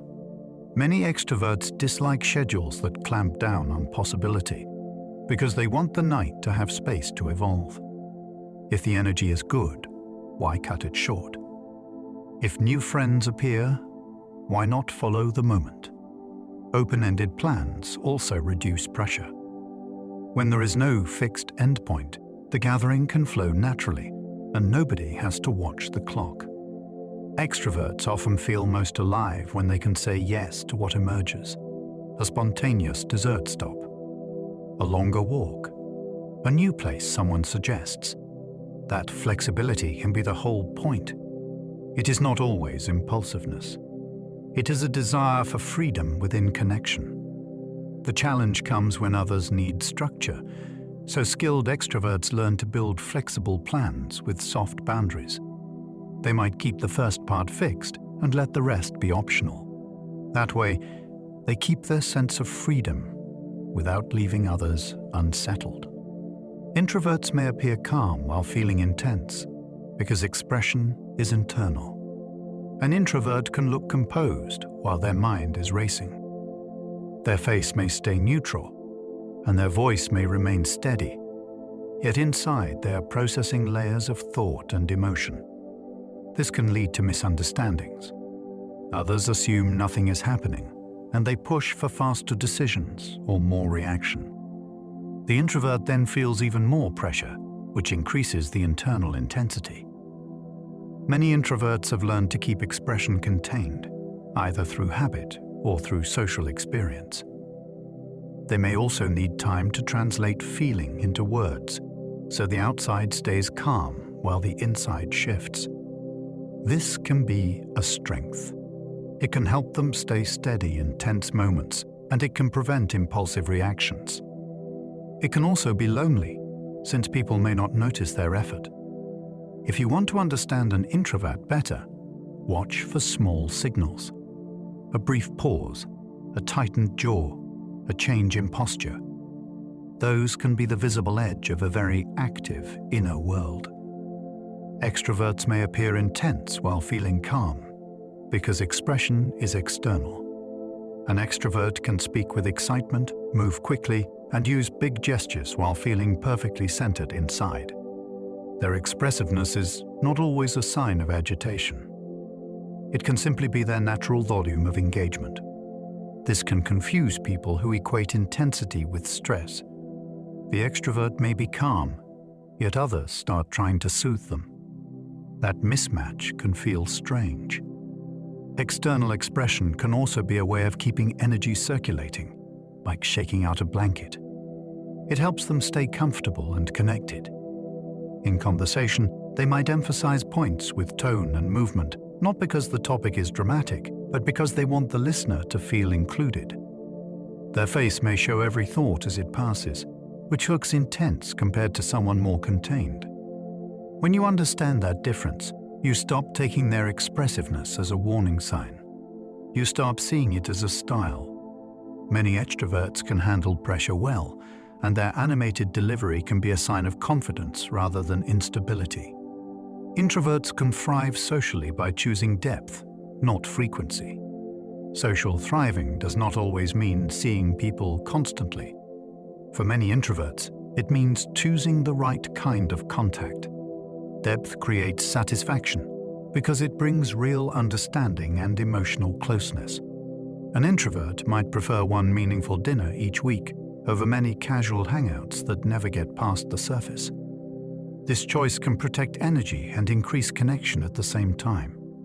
It also shapes social boundaries. They may say no more often, yet their yes carries more presence. When they do show up, they listen closely, ask better questions, and share more honestly. Depth can also reduce the fear of being misunderstood, since close relationships allow nuance. Over time, this approach often builds a smaller circle with stronger bonds. The introvert feels socially supported without feeling socially flooded. Their relationships become fewer, yet more nourishing. It is a reminder that social health is not measured by volume. It is measured by whether you feel known. Extroverts can thrive quietly by choosing purpose, not constant noise. Even extroverts can burn out when stimulation becomes chaotic. Thriving does not require constant noise. Many extroverts do best when their social life has purpose. A team project, a volunteer shift, a weekly sports group, or hosting friends with a shared activity. Purpose gives structure, and structure turns stimulation into something satisfying rather than scattered. It also helps extroverts enjoy quieter moments without feeling trapped. If there is a meaningful goal, a calm conversation can feel rich instead of dull. Purpose can also guide boundaries. Instead of saying yes to every invitation, they choose the ones that align with their values, and they feel better afterward. This is how some extroverts become surprisingly disciplined. They still love connection, yet they stop chasing every spark. They choose the sparks that light something real. When extroverts learn this, they become steadier. Their energy stops swinging, and their relationships feel more intentional. Introverts can grow by practicing boldness in small, safe steps. Boldness does not have to arrive as a personality makeover. For many introverts, growth happens through tiny experiments. Speak once in a meeting, then rest. Start one conversation at a party, then step outside. Ask one question that matters, even if your voice shakes a little. These small steps train the nervous system without overwhelming it. Each success becomes evidence. You learn that discomfort is not danger, and you learn that you can recover. Safe steps also allow strategy. You choose settings where you feel supported, like a trusted friend beside you, or a familiar environment. Growth then becomes repeatable. Over time, the introvert often finds that boldness feels less like acting and more like expanding. They do not become someone else. They become more of themselves in more places. This kind of growth can be powerful because it is sustainable. It respects energy, and it builds confidence through real experience rather than forced exposure. Extroverts can grow by practicing stillness without losing themselves. Stillness can feel like deprivation to an extrovert at first, yet practicing it can unlock a different kind of strength. When extroverts learn to sit with their own thoughts, they gain clarity that does not depend on external input. This can improve decision-making, reduce impulsive commitments, and deepen emotional understanding. Stillness does not mean isolation forever. It can be short and intentional. A walk without a phone. 10 minutes of breathing before a busy night. A quiet morning once a week. These pauses teach the nervous system that calm is safe. They also reveal which social plans are truly nourishing and which ones are driven by restlessness. Extroverts who practice stillness often become more grounded in relationships. They listen longer, interrupt less, and respond with more thought. They do not lose their brightness. They gain control of it. Their energy becomes something they can direct, not something that drags them along. The best teams mix both styles, balancing reflection with action. A team made only of fast talkers can rush into mistakes. A team made only of quiet planners can stall. When introverted and extroverted styles mix well, the group gains a fuller brain. The extroverted side often energizes, connects, and moves ideas into the world. The introverted side often refines, notices risks, and strengthens decisions before they ship. The balance can be felt in meetings. Someone sparks a direction, and someone else sharpens it. Someone rallies people through change, and someone else keeps the plan steady when emotions rise. Mixed teams also handle conflict better. One style may name issues quickly, and the other style may cool the temperature so solutions become possible. The key is respect. If the loudest voice wins, you lose the quiet intelligence. If caution blocks every idea, you lose momentum. Teams thrive when they design space for both, like sending agendas early and also leaving time for live brainstorming. When both styles are valued, the team becomes more resilient and more creative. Culture shapes which trait is praised, even when both are needed. Personality does not live in a vacuum. Culture tells you what is admirable, and it rewards certain behaviors. In some settings, speaking up quickly is treated like competence, and quiet reflection is overlooked. In other settings, restraint and modesty are praised, and outspoken warmth is seen as disruptive. These cultural signals shape how people present themselves. An introvert may force constant visibility to seem professional. An extrovert may suppress expressiveness to seem serious. Over time, that pressure can distort self-understanding. People start thinking something is wrong with them, when the real issue is mismatch between style and expectation. Culture also influences parenting and schooling. Children learn early which traits get approval. The fascinating part is that cultures often need both traits at once. You need bold voices to rally change. You also need careful minds to prevent harm. When a culture praises only one style, it loses part of its intelligence. The healthiest environments make room for many ways of being, and they treat different styles as tools rather than rankings. Personality is not destiny. It is a pattern that can bend. Your tendencies are real, yet they are not a prison. Many people find that their personality shifts across roles and seasons, not because they become fake, but because the pattern adapts. An introvert may become more outgoing when their work requires it, and they may discover they enjoy certain kinds of leadership. An extrovert may become more reflective after a life change, and they may learn to value solitude in a new way. The pattern bends through skills, habits, and confidence. Exposure can make once stressful settings feel familiar. Practice can turn awkwardness into ease. At the same time, the pattern often keeps a core preference. The introvert still restores through quiet. The extrovert still restores through connection. Growth does not erase that. It expands choices. You become able to act outside your default when it serves you, and you become able to return to your default without shame.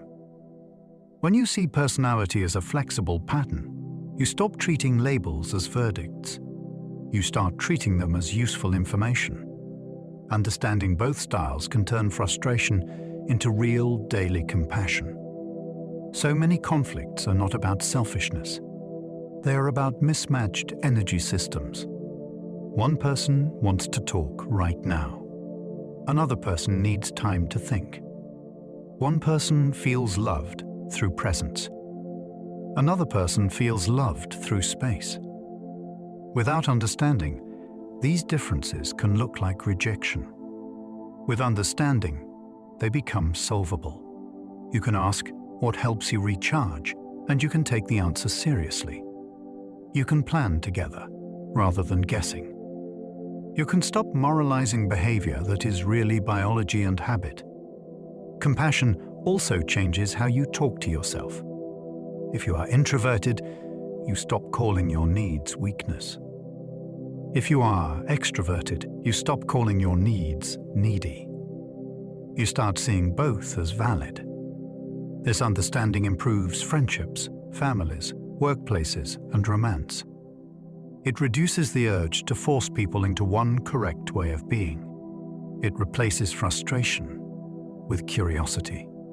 And curiosity is powerful because it invites better questions and better care.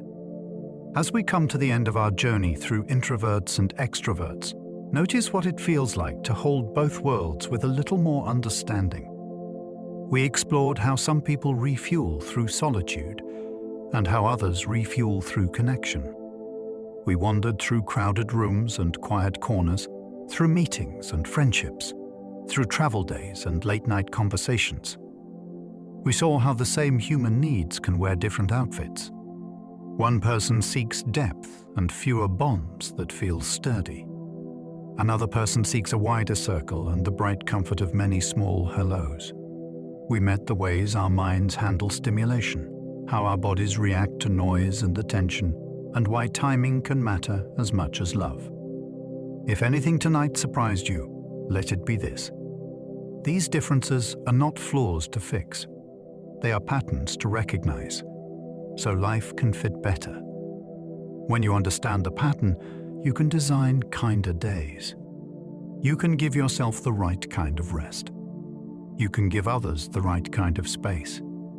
If you enjoyed this winding exploration, you might like, subscribe, or leave a comment with what you recognized in yourself. And if you are still awake, there is another video waiting on your screen now, ready to carry you onward. But for now, you do not need to analyze another thing. Let your jaw unclench. Let your shoulders loosen. Feel the weight of your body settling into the surface beneath you. Allow your breathing to slow, one steady breath at a time. The day can fade into the background, and your mind can drift without effort. Sleep well, and good night.